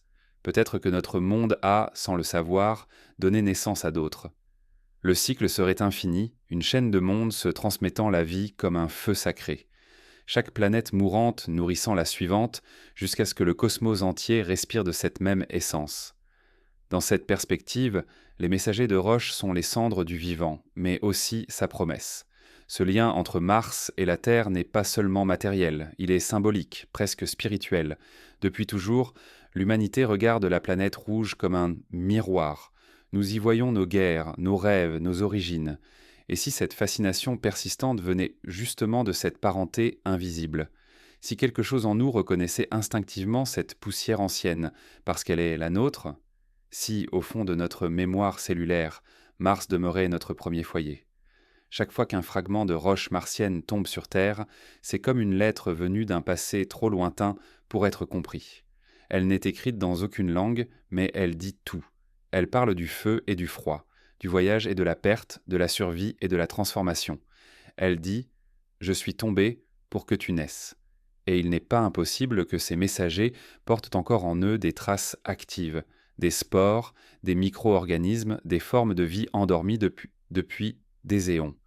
Si un jour nous découvrons qu'ils peuvent revivre, se réveiller dans nos laboratoires, alors nous aurons face à nous non pas des fossiles, mais des ancêtres. Et l'histoire de la vie deviendra une histoire de retour, car peut-être que rien n'a jamais vraiment quitté Mars. Peut-être que la vie, en voyageant jusqu'ici, n'a fait que changer de forme. Elle s'est mêlée à nos océans, à nos terres, à nos chairs. Elle a évolué, oublié, puis rêvé à nouveau de son monde d'origine. Et aujourd'hui, nous la renvoyons vers lui, à travers nos sondes, nos machines, nos rêves d'exploration. Comme si, sans le savoir, nous répondions à l'appel des messagers. Leur chute n'était pas un accident, mais une invitation. Une main tendue à travers le temps et le vide. Une promesse que rien ne s'achève, que tout se transforme. Chaque pierre tombée sur la terre portait un message. Souviens-toi de nous. Continue. Et nous avons continué. Maintenant, à mesure que nos machines remontent vers le ciel, c'est comme si la boucle se refermait. Les messagers savaient quitter Mars il y a des millions d'années. Aujourd'hui, c'est nous qui revenons vers elle. Le voyage s'inverse et la mémoire retourne à sa source. Bientôt, lorsque les premiers humains toucheront le sol martien, peut-être qu'ils marcheront sur des pierres issues de la Terre, posées à côté de fragments venus de Mars. Les deux mondes se rejoindront enfin, réunissant leurs cendres et leurs semences, et dans ce contact, quelque chose d'ancien s'accomplira. Car les messagers de Roche ne portaient pas seulement la mémoire du passé, ils portaient aussi l'attente de ce moment, le retour des enfants vers la maison perdue. Et dans ce retour, nous retrouverons peut-être ce que les pierres savaient déjà, que la vie, quelle qu'en soit la forme, n'a pas de fin, seulement des cercles. À présent, pour poursuivre ce voyage entre le souvenir et l'écho, nous irons écouter l'ADN errant, la mémoire vivante de ces transferts invisibles, où la biologie et le mystère s'entrelacent pour raconter comment la vie pourrait être née deux fois, sur deux mondes unis par la poussière et le rêve. Dans l'obscurité des origines, avant que les mers de la Terre ne s'éveillent, avant même que le bleu ne s'imprime dans le ciel, quelque chose dérivait dans le silence du vide. Des particules, des filaments, des fragments de mémoire organique flottaient entre les planètes, invisibles, patientant depuis un âge antérieur à la vie. Ces poussières, nées d'un autre monde, contenaient peut-être déjà le code du vivant. Pas encore la vie telle que nous la connaissons, mais sa promesse. Des bribes d'ADN errants, suspendues entre Mars et la Terre, portées par les vents stellaires comme des graines d'un jardin oublié. L'idée paraît à la fois folle et simple, la vie ne serait pas née ici, mais transmise. La panspermie, cette théorie selon laquelle la matière biologique se répand à travers l'univers, trouve dans Mars un acteur essentiel. Si la planète rouge fut un jour habitable, elle aurait pu donner naissance à une forme primitive de vie. Et lorsque son monde s'est effondré, lorsque le froid et la lumière ont emporté ses océans, cette vie aurait cherché refuge ailleurs. Elle aurait voyagé, portée par la pierre, par le hasard, par le destin. Ainsi l'ADN, sous une forme encore inconnue, aurait franchi l'abîme, et nous serions, en quelque sorte, le prolongement de cette fuite. Ce qui trouble, c'est que certains indices semblent appuyer cette intuition.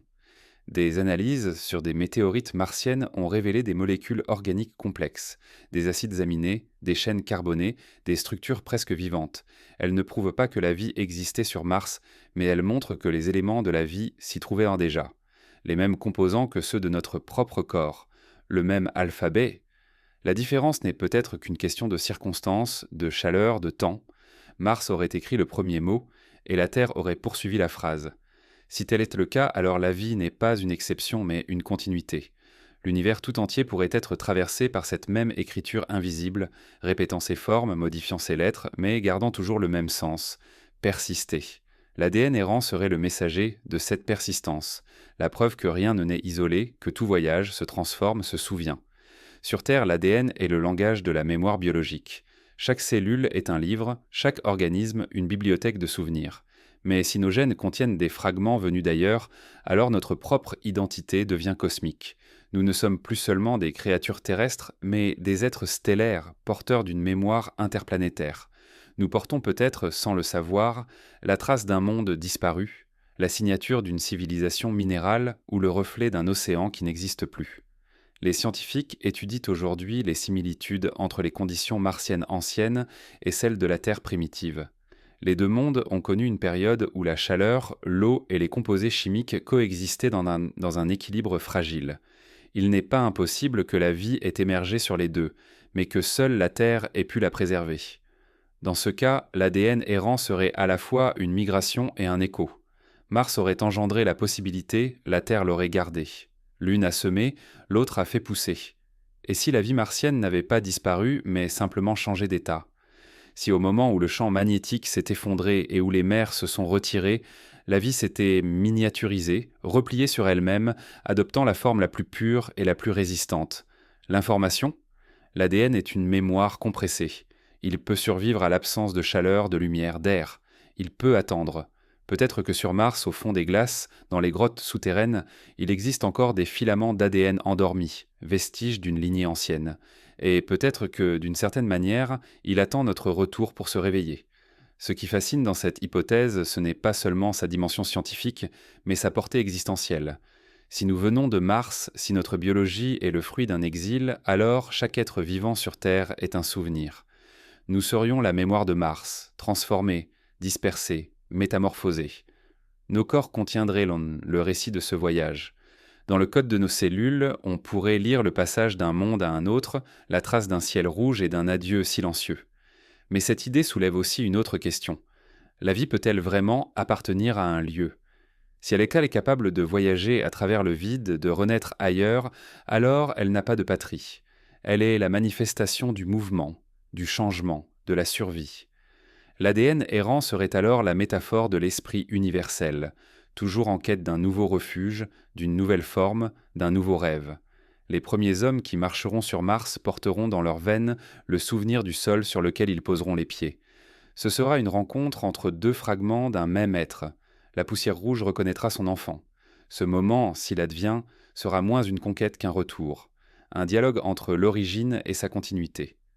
L'humanité, en fouillant le sol martien, cherchera son propre nom écrit dans la pierre.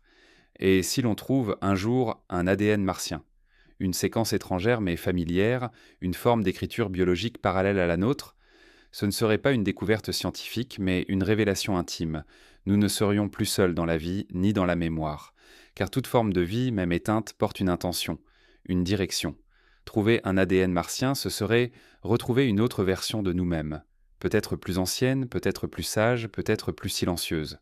Certains rêveurs imaginent que l'ADN errant pourrait voyager encore plus loin, au-delà de Mars et de la Terre, que la vie se propage de monde en monde, comme un souffle cosmique. Chaque planète deviendrait une étape dans une histoire infinie, un mot dans un poème que l'univers écrit lentement. Dans cette perspective, notre existence perd sa petitesse. Nous sommes les témoins d'un récit qui n'a ni début ni fin. Mais il y a aussi, dans cette vision, une mélancolie profonde. Si la vie voyage ainsi, elle laisse derrière elle des mondes morts.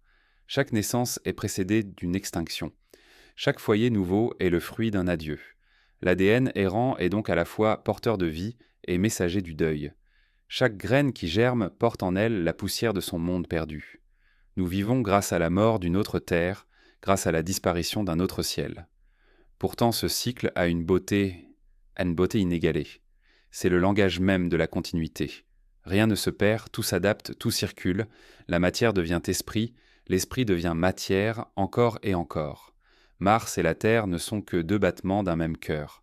L'ADN, en traversant le vide, transporte avec lui une émotion universelle, celle de la persistance. Peut-être qu'un jour, en analysant les roches martiennes, nous trouverons une trace de ce code, une signature familière. Et peut-être qu'en la lisant, nous sentirons quelque chose en nous se réveiller. Un souvenir ancien, sans image ni son, mais chargé d'une reconnaissance profonde. Ce jour-là, nous comprendrons que notre histoire n'a jamais commencé ici, qu'elle a simplement continué. L'ADN errant, qu'il soit réel ou symbolique, nous enseigne une chose essentielle. La vie n'a pas besoin d'un lieu pour exister, seulement d'un voyage. Elle est un mouvement, une volonté de rester malgré le vide. Et peut-être que, quelque part, Mars nous envoie encore ces fragments invisibles, ces poussières chargées de sens qui tombent sur nos mers et nos forêts sans que nous le sachions. La vie est une mémoire qui refuse de s'effacer. Et chaque battement de cœur humain, chaque respiration terrestre est un écho de ce souvenir. Ainsi, à travers l'ADN errant, nous voyons l'histoire de la vie non comme une naissance, mais comme une transmission. Une flamme passée d'un monde à l'autre, d'une planète mourante à une planète neuve. Et dans cette flamme, il reste un mystère que nous n'avons pas encore effleuré. Comment les premiers rêves de Mars ont-ils survécu dans nos songes? C'est ce que nous chercherons ensuite dans les échos du désert rouge, où le présent et le passé se confondent dans le souffle du vent martien, et où les machines humaines réveillant peut-être, sans le savoir, la mémoire d'un monde qui n'a jamais cessé de nous appeler. Dans le silence de Mars, il y a un son que l'on ne peut pas entendre. Il ne traverse pas l'air, il se glisse dans la matière. C'est le murmure de la poussière, le souffle ancien du vent, qui passe entre les roches et semble y chercher quelque chose qu'il a perdu. On dit souvent que Mars est muette, mais ce n'est pas vrai. Elle parle autrement. Elle parle par vibration, par silence, par résonance. Et ceux qui écoutent vraiment savent que le désert rouge chante encore. Les échos du désert rouge ne sont pas des sons, mais des présences. Ce sont les traces d'une mémoire enfouie dans le sol martien. Une mémoire que nos machines, sans le savoir, réveillant chaque fois qu'elles roulent, qu'elles creusent, qu'elles prennent une image. Les rovers, avec leurs roues d'acier et leurs caméras froides, ne se doutent pas qu'ils arpentent une conscience ancienne. Chaque pas mécanique soulève une poussière qui a connu l'eau, le feu, la vie. Cette poussière retombe lentement, comme si elle hésitait à se rendormir. Il suffit de regarder les images envoyées par ces explorateurs solitaires. Un horizon infini, des collines délavées, des ombres longues qui s'étirent sous la lumière pâle du soleil. Rien ne bouge et pourtant tout semble vivant. C'est un monde immobile qui respire lentement. Les paysages martiens possèdent une forme de présence que l'on ne retrouve nulle part ailleurs. Une tension, une attente, comme si la planète elle-même écoutait, guettait un signe venu d'ailleurs, peut-être de nous. Les rovers ont enregistré des sons, des vibrations, des souffles, des notes graves, éparses, presque musicales. Ce sont les bruits d'ensemble du vent martien, glissant sur les antennes et les panneaux. Mais au-delà de la simple mécanique, il y a autre chose dans ces sons. Une résonance qui ne semble pas venir de la matière mais du souvenir. Quand on les écoute, on croit percevoir, au fond du souffle, des rythmes, des battements. Le désert semble répondre à celui qui le traverse. Chaque tempête de poussière, chaque mouvement d'air est une phrase du langage martien. Ce langage ne dit rien que l'on puisse traduire, mais il évoque, il réveille. Les tempêtes sont comme des messagers du passé. Elles enveloppent les machines, effacent leurs traces, puis se retirent, comme si elles testaient la résistance de cette intrusion étrangère. Mars n'est pas hostile, elle est simplement prudente. Elle garde, en son désert, une intimité sacrée. Certains scientifiques parlent de micro-mouvements, de frémissements du sol captés par les sismomètres. Ces vibrations se propagent parfois sans cause visible, comme des pulsations internes. Les instruments enregistrent un battement faible, irrégulier, mais constant. Ils l'appellent le cœur de Mars. Ce rythme minéral n'a rien de biologique, pourtant il semble respirer. Il s'agit peut-être du souvenir d'un monde vivant, du dernier souffle d'une planète qui refuse de s'éteindre complètement. Les échos du désert rouge sont aussi faits de lumière. À certaines heures, lorsque le soleil bascule vers l'horizon, le ciel martien se teinte de bleu. Ce renversement étrange, un ciel bleu sur un monde rouge, a toujours fasciné les astronomes. On y voit un paradoxe, une inversion du jour terrestre. Mais il y a plus, cette lumière bleutée, rare et brève, semble venir d'ailleurs. Elle baigne les roches d'un éclat spectral, comme si la planète se souvenait de son ancien ciel. Dans ces moments fugaces, Mars ne semble plus morte, mais endormie sous un voile de nostalgie. Les rovers, les sondes, les drones qui parcourent ce monde sont les premiers témoins modernes de ces échos. Ils ne comprennent pas ce qu'ils réveillent. Ils explorent, ils mesurent, ils enregistrent, mais Mars n'est pas un simple terrain d'étude. Elle est un sanctuaire. En creusant son sol, nous touchons à une mémoire qui n'est pas la nôtre. Chaque prélèvement, chaque image, chaque vibration est une conversation entre le présent et l'ancien monde. Certains pensent que ces machines ne sont pas seulement des instruments, mais des miroirs. Mars, à travers elles, regarde à nouveau le ciel. Par leurs caméras, elles contemplent la Terre, ce monde bleu d'où elles viennent. C'est un échange muet. Un monde mort qui observe un monde vivant et reconnaît peut-être en lui une version plus jeune de lui-même. Les rovers sont les yeux de Mars tournés vers son passé, et nos yeux tournés vers notre origine. Il existe des moments où le hasard semble s'effacer. Des photographies où la lumière et la roche s'alignent d'une manière troublante. Des formes apparaissent, des silhouettes, des visages, des signes. L'esprit humain les interprète bien sûr, cherchant partout du sens. Mais parfois ce sens paraît réel. Certaines structures, certains reflets semblent faits pour être vus. Comme si la planète, consciente de notre regard, lui répondait à sa manière. On raconte qu'un jour, un rover a enregistré un son inattendu, un souffle profond, unique, que les instruments ne purent expliquer.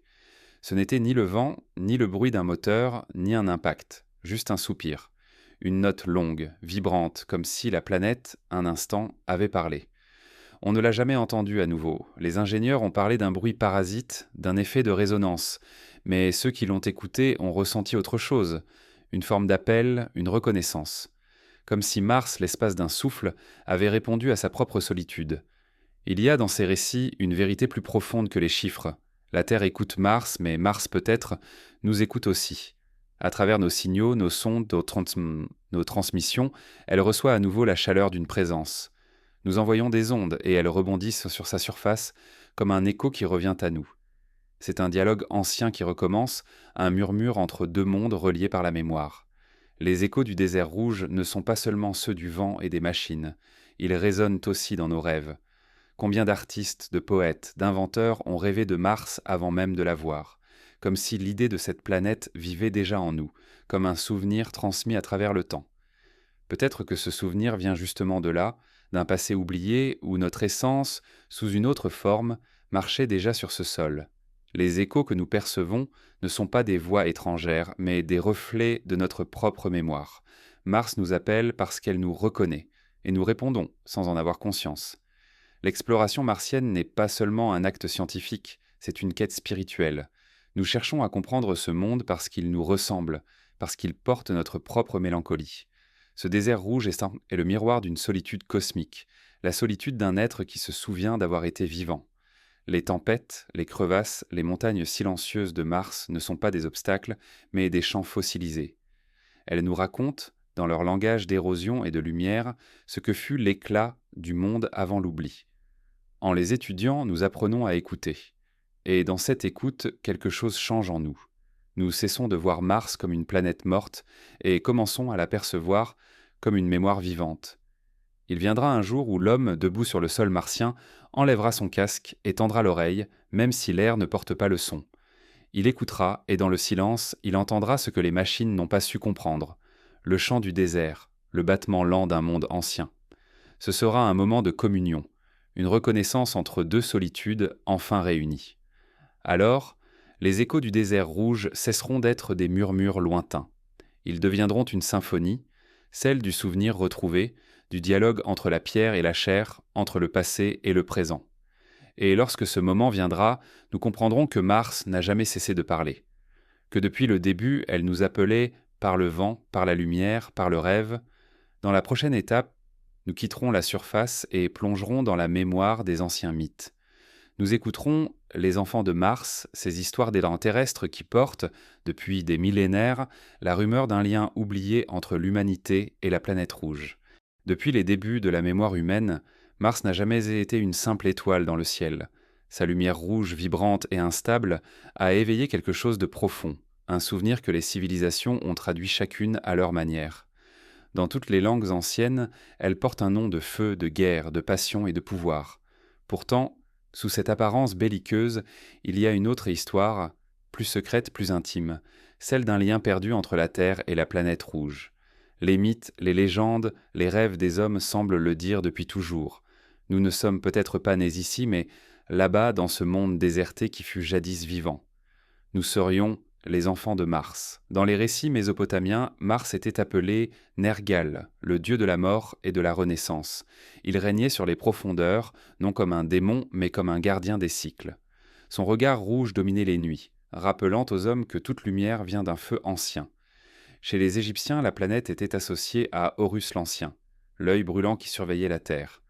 Dans les textes védiques, elle devient Mangala, fils de la Terre et symbole du courage, mais aussi du destin inéluctable. Partout dans Mars est une figure double, destructrice et créatrice, comme une mère sévère qui a perdu ses enfants. Les anciens n'avaient pas besoin de télescope pour ressentir ce lien. Ils levaient dans les yeux et savaient, sans savoir pourquoi, que ce point rouge n'était pas étranger. Il les fascinait, les inquiétait, les attirait.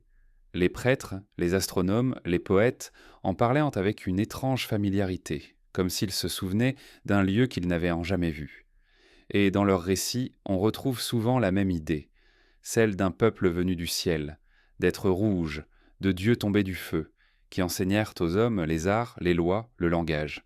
Chez les Dogons du Mali, on raconte que les premiers maîtres de la terre venaient d'une étoile rouge, qu'ils descendirent des cieux dans des vaisseaux de lumière et qu'ils enseignèrent à la forme du monde. Les Sumériens parlaient d'Anunnaki, des dieux descendus du ciel, dont la demeure céleste, selon certaines traductions, se situait dans la région du plan rougeoyant. En Égypte, Osiris, dieu de la résurrection, venait d'un royaume céleste englouti, un monde perdu que les textes nomment parfois le monde brûlé. Ces correspondances guérin troublent, non parce qu'elles se confirment, mais parce qu'elles se répètent. Ce n'est pas la vérité historique qui importe, mais la récurrence du rêve. Et si ces mythes étaient des échos lointains d'une mémoire réelle? Peut-être que les premiers humains, ou leurs ancêtres spirituels, avaient à garder dans leur conscience le souvenir d'un monde antérieur. Une mémoire inscrite non dans les livres, mais dans le sang, dans le rêve, dans la vibration du langage. Ce serait là le véritable héritage martien. Non pas des artefacts, mais une empreinte dans la psyché collective. Une nostalgie inexplicable, une soif d'ailleurs qui traverse toute l'histoire humaine. Les enfants de Mars ne sont pas une invention moderne. Dans les traditions chamaniques, certaines visions parlent de gardiens rouges, de peuples de poussière qui veillent allant sur l'humanité depuis un autre plan. Dans les songes des anciens, Mars n'était pas un enfer, mais un souvenir sacré. Un lieu où la vie avait été pure, avant de se perdre. Et si, dans nos rêves, nous continuons d'y retourner, c'est peut-être parce que nos gènes, nos cellules, se souviennent de cette lumière. Quand on contemple Mars à travers les télescopes modernes, il est frappant de voir à quel point la planète semble nous regarder. Son relief évoque des visages, des ruines, des ombres humaines. Peut-être que notre esprit y projette ce qu'il connaît déjà, ou peut-être qu'il reconnaît quelque chose de familier. La ligne entre imagination et mémoire est mince. Et si ce que nous appelons mythe n'était qu'un souvenir mal traduit? Certaines anciennes civilisations prétendaient que les premiers hommes étaient devenus des cieux dans des coquilles de pierre ou des œufs de feu. Ces images, aujourd'hui, font penser à des vaisseaux, mais elles pourraient tout aussi bien désigner des météorites, ces messagers de roches venues d'ailleurs. Si la vie martienne a réellement voyagé jusqu'à la Terre, alors ces récits prennent un sens inattendu. Les enfants de Mars ne seraient pas seulement spirituels, mais biologiques. Nous serions littéralement faits de leur poussière. Même la couleur du sang, ce rouge vibrant magnétique, semble être une réminiscence de cette origine. Le fer, métal dominant de Mars, est aussi celui qui donne au sang humain sa teinte. Coïncidence ou lien profond? Le fer martien rouillé et ancien pourrait bien être l'ancêtre de celui qui circule aujourd'hui dans nos veines. Chaque battement de cœur serait alors un rappel inconscient de ce monde perdu. Le battement d'une mémoire minérale devenue organique. Peut-être que notre attrait pour la guerre, pour le feu, pour la conquête, n'est qu'une résonance de cette filiation. Mars, dans la mythologie, est le dieu de la guerre, non par cruauté, mais parce qu'il symbolise la lutte de la vie contre la mort, de la lumière contre le froid. En nous, cette lutte continue. C'est elle qui nous pousse à explorer, à dépasser, à chercher le sens. Mars est la pulsation primitive qui bat encore dans nos rêves et dans nos inventions. Mais il existe un autre visage des enfants de Mars, celui de la paix. Car dans d'autres mythes, moins connus, Mars n'est pas le dieu du conflit, mais de la renaissance. Dans certaines traditions, la planète rouge est appelée la porte du retour. On y voit le lieu d'où viennent les âmes avant de s'incarner sur Terre. Les anciens disaient que c'est par Mars que l'esprit descend dans la matière, et que c'est par elle qu'il y retourne après la mort. Dans cette vision, Mars n'est pas une origine biologique, mais spirituelle, une matrice du passage, un seuil entre le visible et l'invisible. Ces croyances, étrangement, trouvent un écho dans la science moderne, car Mars aujourd'hui est devenu notre prochaine étape, le lieu où nous projetons nos rêves d'expansion et de continuité. Nous voulons y aller, y vivre, y bâtir, comme si une part de nous reconnaissait déjà cette terre rouge. L'exploration martienne n'est peut-être pas une aventure technologique, mais une réminiscence, le retour des enfants vers la maison oubliée. Et quand viendra le jour où l'humanité plantera ses abris sur Mars, elle ne fera peut-être que recommencer ce qui fut déjà fait. Peut-être que le cycle se répète, que chaque monde, à son tour, donne naissance à un autre avant de s'éteindre. Nous ne serions pas les premiers, mais les héritiers d'une tradition cosmique, celle du passage du feu à la poussière, puis de la poussière à la vie. Les enfants de Mars vivent encore en nous, dans notre soif d'exploration, dans nos mythes, dans notre curiosité. Chaque fois que nous levons les yeux vers le ciel nocturne, une mémoire invisible se réveille. Nous ne regardons pas un astre étranger, mais une ancienne demeure. Ce que nous appelons rêve spatial n'est qu'une nostalgie ancienne, inscrite dans notre chair. Mars ne nous attire pas par hasard. Elle est le miroir de notre origine et peut-être de notre fin. Elle nous rappelle que tout être vivant est un exilé, qu'il porte en lui la nostalgie de son premier souffle. Nous ne cherchons pas à conquérir Mars, nous cherchons à nous y reconnaître. Et peut-être un jour, en marchant sur son sol froid, un homme ou une femme sentira quelque chose remuer en eux, une émotion indéfinissable, une larme sans raison. Ce sera la mémoire qui reviendra, la reconnaissance du sol natal sous les pieds. Dans la poussière rouge, dans la lumière pâle, ils comprendront enfin pourquoi Mars n'a jamais cessé de nous appeler. Et dans cette révélation silencieuse commencera une autre quête, celle de la mémoire endormie dans la matière même de la planète. Car après les mythes et les rêves, il nous faudra creuser plus profondément encore. Nous descendrons dans la mémoire dans le sol, là où la roche, la glace et la poussière gardent les traces du premier souffle et les secrets que même le vent n'a jamais pu emporter. Sous la surface de Mars, là où le vent ne parvient plus à effacer les traces, s'étend un monde de silence. C'est là que dort la véritable mémoire de la planète, une bibliothèque minérale, enfouie dans la glace, dans les couches de sédiments, dans les roches stratifiées par des milliards d'années. La surface raconte la mort, mais le sous-sol, lui, pourrait raconter la vie. Ce que les tempêtes ont effacé, la pierre l'a conservé. Chaque grain, chaque fissure, chaque goutte de glace prisonnière contient peut-être le souvenir d'un monde qui respirait encore. Les sondes qui ont creusé la croûte martienne ont ramené des échantillons pleins de mystères.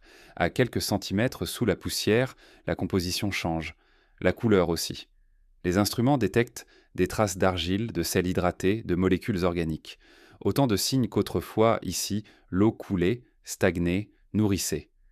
Ces traces sont les pages d'un livre immense dont nous ne savons lire que les premières lignes.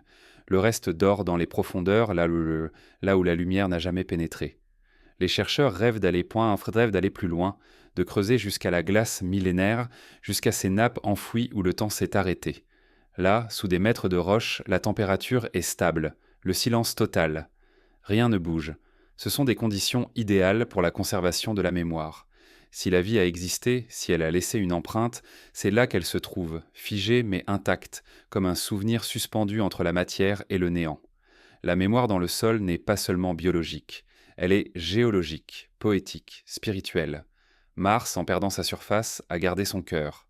Sous les plaines arides, sous les vallées asséchées, persistent des structures, des cavités, des traces de chaleur fossile. Certains instruments ont détecté des poches d'activité, des zones où la radioactivité naturelle produit encore un peu d'énergie. Ce sont peut-être des refuges pour une vie très ancienne ou pour une mémoire plus diffuse, plus subtile, celle d'un monde qui se souvient de lui-même. Sur Terre, la mémoire du vivant se décompose, se recycle, s'efface. Sur Mars, elle se pétrifie. Rien ne pourrit, rien ne disparaît, tout se transforme en pierre. Le temps y a une autre densité. C'est un temps sans oubli, un temps figé. Si l'on pouvait écouter ce sol, il parlerait lentement, dans un langage de minéraux et de cristaux. Il raconterait la naissance du feu, l'apparition de l'eau, la lente chute dans le froid. Et entre ces grands événements, il évoquerait des murmures, le passage d'un courant, la trace d'un souffle, le vestige d'une intention. Certains chercheurs affirment que la glace martienne pourrait contenir des bulles d'air très anciens, des fragments d'atmosphère emprisonnés depuis des milliards d'années. En les étudiant, on pourrait retrouver la composition du ciel d'autrefois, son parfum, sa densité. Ce serait comme ouvrir une capsule temporelle planétaire. Dans ces bulles, peut-être, se cache encore le chant du vent bleu, le murmure des premières pluies. Mais il existe une autre forme de mémoire, plus profonde encore, celle du champ magnétique disparu.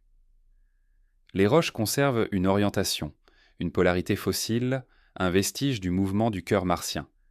En les lisant, on peut retracer la chute de la planète, comme on lit sur un visage les rides du temps. Chaque pierre garde la direction d'un vent ancien, chaque grain de poussière se souvient du champ invisible qui l'enveloppait autrefois. Mars ne s'est pas contentée de mourir, elle s'est souvenue de sa mort. Il est possible que la mémoire de Mars ne soit pas seulement contenue dans la matière, mais qu'elle se prolonge dans le champ électromagnétique, dans les vibrations qui l'entourent encore. Certains capteurs ont enregistré des signaux faibles, réguliers, venant du sous-sol, comme une respiration lente. D'autres y voient simplement le bruit du hasard, mais ce hasard semble trop régulier, trop doux. Et si ce n'était pas une activité géologique, mais une résonance, le souvenir d'un cœur qui bat encore, très faiblement, sous des couches de pierre et de poussière. Les anciens mythes parlaient de mondes endormis sous la terre, de civilisations enfouies, attendant l'heure de leur réveil. Sur Mars, cette image prend un sens particulier. Le sol n'est pas mort, il conserve. Chaque onde, chaque vibration qui le traverse réveille un peu de ce qui y dort. Peut-être que nos machines, en creusant, ne font pas qu'explorer, elles réveillent. Peut-être que Mars entend nos pas métalliques, sent nos foreuses et commence à se souvenir. L'exploration moderne n'a fait qu'effleurer la surface. Ce que nous avons vu de Mars n'est qu'une peau, une mince poussière. Mais en dessous, il y a un corps. Les géologues le savent, la planète respire encore. Des glissements, des effondrements, des grondements souterrains témoignent d'une lente activité. Rien de vivant au sens biologique, mais une dynamique, une présence. Mars, même endormie, bouge par moments, comme si elle rêvait. Ce rêve, on le perçoit parfois à travers les images prises par les rovers. Un caillou déplacé, une empreinte qui se modifie entre deux passages, une forme qui n'était pas là la veille. Rien de spectaculaire, rien qui ne puisse s'expliquer rationnellement. Mais l'ensemble crée un sentiment, celui que la planète réagit, comme si elle reconnaissait, dans nos gestes, quelque chose de familier, comme si elle sentait, au fond de son sol, que ses enfants étaient entrevenus. La mémoire dans le sol est aussi celle que nous projetons. En creusant Mars, nous creusons notre propre passé. Nous cherchons à comprendre d'où vient la vie, mais aussi pourquoi elle persiste. En cherchant des traces de l'ancien monde, nous cherchons aussi nos propres racines. Mars n'est pas seulement une énigme scientifique, elle est un miroir. Chaque couche de sol que nous analysons reflète une couche de notre propre histoire, la curiosité, la perte, la résilience. Les premières missions humaines apporteront sans doute des réponses, mais aussi de nouvelles questions. Que ferons-nous si nous trouvons des fossiles, des micro-organismes fossilisés, des structures organiques ? Pourrons-nous supporter de regarder dans les yeux de notre passé ? Ou bien comprendrons-nous que la vie ne se découvre pas, elle se reconnaît ? Mars, dans son silence, semble attendre ce moment. Elle garde ses secrets non par refus, mais par prudence, comme si elle voulait nous rappeler que la connaissance véritable se mérite, qu'elle exige humilité et écoute. Peut-être que la planète n'a pas encore tout dit parce qu'elle veut être abordée non comme un objet, mais comme un être. Un jour, quand les humains marcheront sur la plaine d'Utopia Planitia, ils creuseront peut-être assez profondément pour trouver cette mémoire intacte. Une roche, un cristal, une empreinte. Et dans ce silence, quelque chose s'allumera. Un souvenir, un frisson, une reconnaissance. Ce ne sera pas une découverte scientifique, mais un retour d'âme. Mars ne nous révélera pas seulement son passé, elle nous renverra le nôtre. Car la mémoire dans le sol n'appartient pas qu'à elle. Nous en faisons partie. Les mêmes poussières, les mêmes minéraux, les mêmes métaux circulent en nous. Mars n'est pas un autre monde, elle est une version ancienne du nôtre, un miroir rougi par le temps. En la fouillant, nous risquons de nous retrouver. Et peut-être que c'est cela, au fond, le vrai secret de Mars. Elle se tait pour que nous apprenions à écouter. Et quand nous aurons compris cela, il faudra lever les yeux vers le ciel martien, vers cette lumière froide qui éclaire encore ces montagnes et ces cratères. Nous comprendrons alors que ce que nous appelons exploration n'est qu'un dialogue avec la mémoire, un dialogue entre les pierres et les âmes. Dans la prochaine étape, nous quitterons le silence des profondeurs pour remonter vers la lumière des anciens symboles. Nous irons à la rencontre de l'ombre des premiers dieux, là où les civilisations terrestres ont traduit en mythes et en signes ce lien invisible avec le monde rouge, et où Mars a cessé d'être une planète pour devenir une idée éternelle. Avant que les mots ne s'écrivent sur la pierre, avant même que les premières prières ne s'élèvent envers le ciel, les hommes regardaient conster déjà une lumière rouge traverser la nuit. Ce point de feu, mouvant, imprévisible, semblait animé d'une volonté propre. On le craignait autant qu'on l'admirait. Les anciens voyaient en lui le regard d'un dieu ancien, ou le souvenir d'un royaume disparu. Ainsi naquit Mars dans l'esprit humain, non comme une planète mais comme une présence, et cette présence, étrange et familière, allait se transformer au fil des âges en mythe, en culte, en archétype. Derrière chaque dieu de guerre, chaque dieu du feu, chaque dieu du ciel rouge, se cache peut-être la même silhouette, celle d'un souvenir céleste qui ne nous a jamais quittés. Dans les textes les plus anciens, Mars n'est pas seulement un astre, il est une mémoire active, un être en exil. Les Babyloniens le nommaient Nergal, le roi du monde souterrain, gardien des portes de la mort et des renaissances. Chez les Grecs, il devint Arès, un dieu violent, colérique mais profondément humain dans sa faiblesse. Les Romains en firent Mars, père de Rome et protecteur de la cité, symbole de puissance et de fertilité autant que de guerre.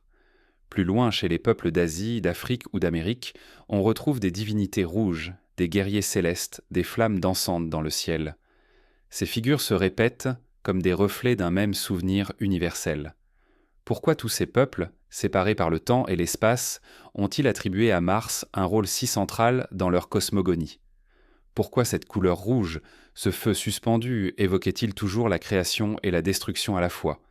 Peut-être parce que Mars n'était pas seulement visible dans le ciel, elle était inscrite en nous. Les mythes ne sont pas des inventions, ils sont des traces de mémoire collective, et cette mémoire, si ancienne qu'elle précède nos civilisations, pourrait bien venir de l'époque où nos ancêtres, biologiques ou spirituels, vivaient sous un autre ciel. Les anciens disaient que les dieux n'étaient pas nés de la terre. Ils venaient d'un lieu que les textes appellent souvent le monde d'en haut, le feu du ciel, ou la demeure des anciens. Dans certaines traditions, ces dieux tombèrent sur la terre, épuisés, porteurs d'un savoir immense et d'une mélancolie infinie. Leur royaume avait péri, disent-ils, englouti ou consumé, et à travers eux, l'humanité reçut non seulement la connaissance, mais le souvenir. Peut-être que ces récits parlent d'autre chose, du transfert de la mémoire martienne vers la conscience humaine, de ce passage invisible entre un monde mourant et un monde en devenir. L'ombre des premiers dieux est celle de cette transmission. Ce ne sont pas des dieux au sens divin, mais des messagers, des survivants. Ils apparaissent dans les mythes sous la forme de héros civilisateurs, d'êtres lumineux venus enseigner aux hommes l'art, l'agriculture, le langage, les lois. Dans presque toutes les civilisations, ces figures ont la même origine. Un ciel rougeoyant, un monde déchu, une chute qui devint un commencement. Ce sont les dieux qui se souviennent, les gardiens d'une mémoire d'avant la terre.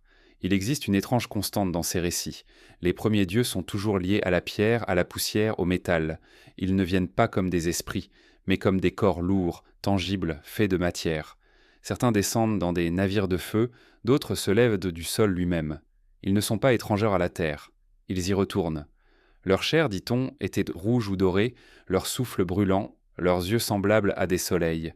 Et lorsque leur temps s'acheva, ils se retirèrent sous la terre ou retournèrent au ciel. Ces images peuvent ni sembler symboliques, mais elles portent une cohérence troublante. La matière rouge, la poussière, la descente, le retour. Peut-être que les hommes anciens n'ont pas inventé ces récits. Ils les ont retrouvés. Peut-être qu'ils n'ont pas prié Mars par crainte ou par fascination, mais par reconnaissance. Dans la lumière rouge du soir, ils voyèrent le souvenir d'un monde d'où leur essence provenait. C'est pourquoi Mars n'a jamais été un astre parmi d'autres. Il est un miroir cosmique, un ancêtre, un dieu silencieux. Les temples bâtis en son nom, les sacrifices, les chants, ne sont peut-être que des tentatives de réveiller une mémoire enfouie. Les prêtres, les chamans, les voyants de toutes les époques cherchaient dans la lumière rouge un message ancien. Certains disaient que Mars était un gardien, le témoin des cycles du monde. D'autres voyaient en lui le cimetière des dieux. Quoi qu'il en soit, son influence a traversé les millénaires. Elle a façonné notre manière de penser le pouvoir, la guerre, le feu, la création. Même dans les religions plus récentes, l'écho persiste. Le feu du ciel qui punit, la poussière qui retombe sur les hommes, la promesse d'un retour céleste, autant de motifs qui trouvent leur origine dans la contemplation du monde rouge. Mars est devenu une idée, une présence métaphysique. Il incarne à la fois le souvenir et l'avertissement, la grandeur et la chute. Certains chercheurs en mythologie comparée ont remarqué un détail fascinant. Dans plusieurs cultures, le mot désignant rouge, sang ou feu dérive d'une racine commune, souvent liée à la notion de vie. Le rouge n'est donc pas la couleur de la mort, mais celle de la mémoire. Elle symbolise ce qui circule, ce qui persiste, ce qui relie. Dans cette lumière, Mars devient le cœur battant de la mythologie humaine, le souvenir vivant du premier feu. Et si les dieux n'étaient jamais partis ? Et si leur ombre planait encore, non pas sur la planète elle-même, mais dans nos rêves ? Il arrive que les astronautes, observant Mars de loin, parlent d'une impression étrange, celle d'être observés. Pas une peur, mais une reconnaissance. Comme si la planète, silencieuse et immobile, veillait sur eux.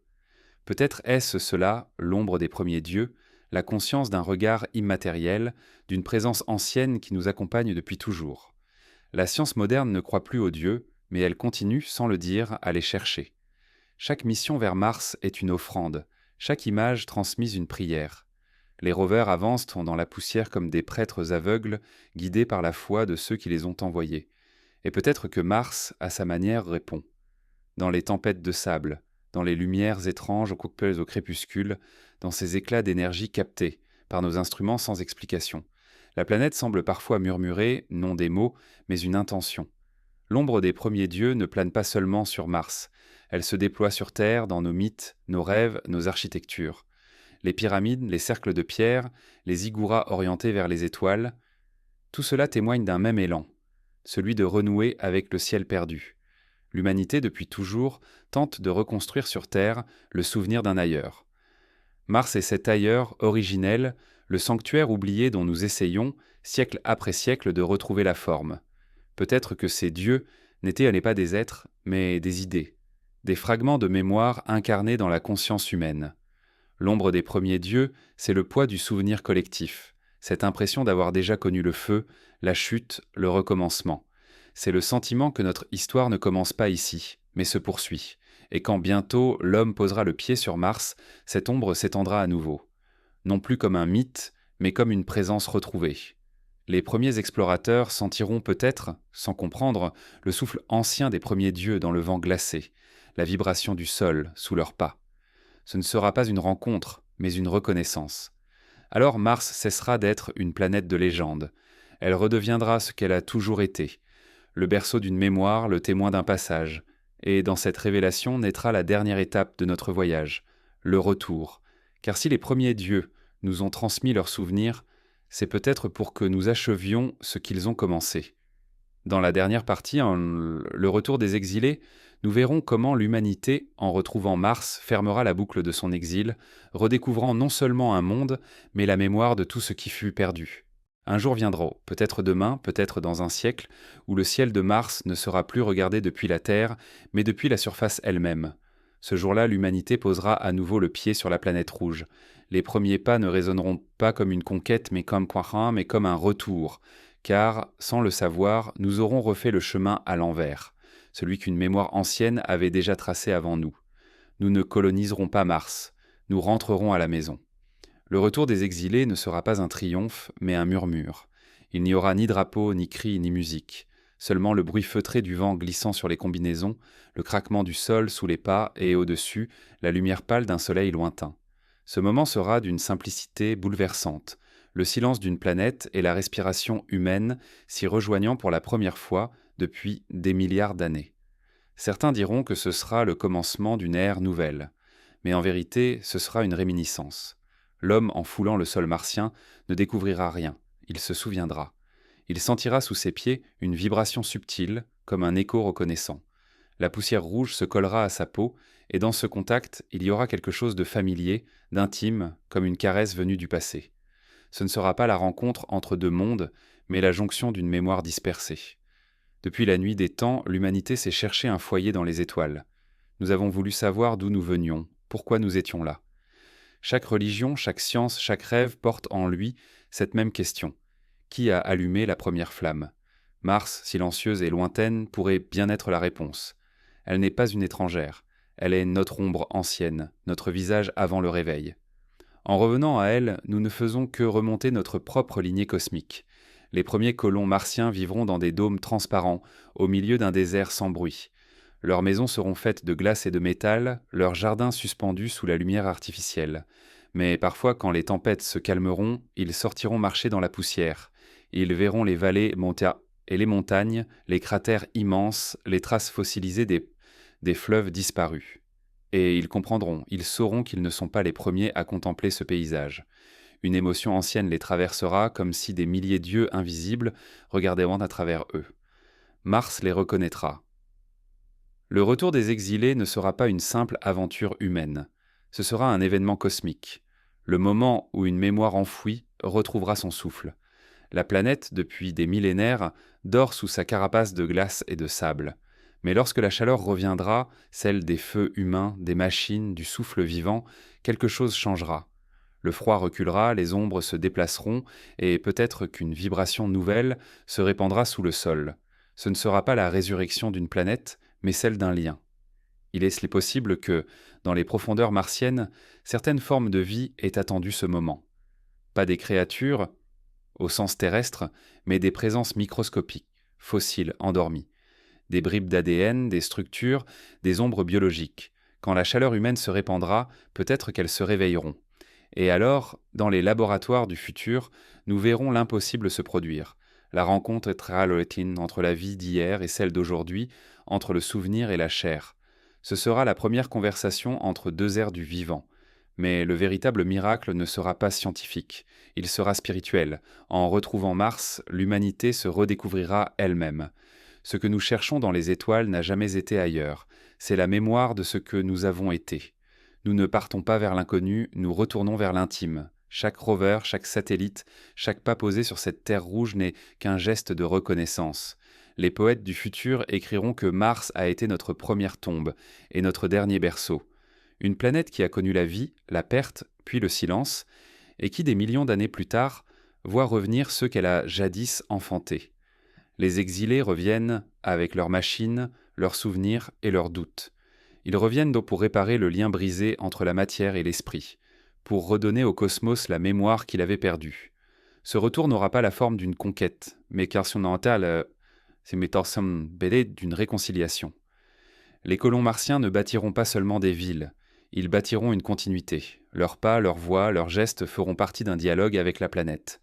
Mars, lentement, répondra, par des signes, par des phénomènes, par une harmonie nouvelle dans ces tempêtes, comme si la planète respirait à nouveau, comme si elle reconnaissait le rythme du vivant qu'elle avait engendré. Peut-être qu'un jour, les générations futures ne verront plus Mars comme une destination lointaine, mais comme une seconde patrie. Elles y naîtront, y aimeront, y rêveront. Leurs enfants grandiront sous un ciel rose entre deux soleils, celui du jour, faible et pâle, et celui du soir, rouge et profond. Et dans leurs chants, leurs récits, on percevra l'écho de quelque chose d'immémorial, la nostalgie d'un monde d'eau et de vent qu'ils n'auront jamais connu, mais qu'ils porteront dans leurs gènes. La Terre deviendra un mythe, un souvenir transmis comme un poème.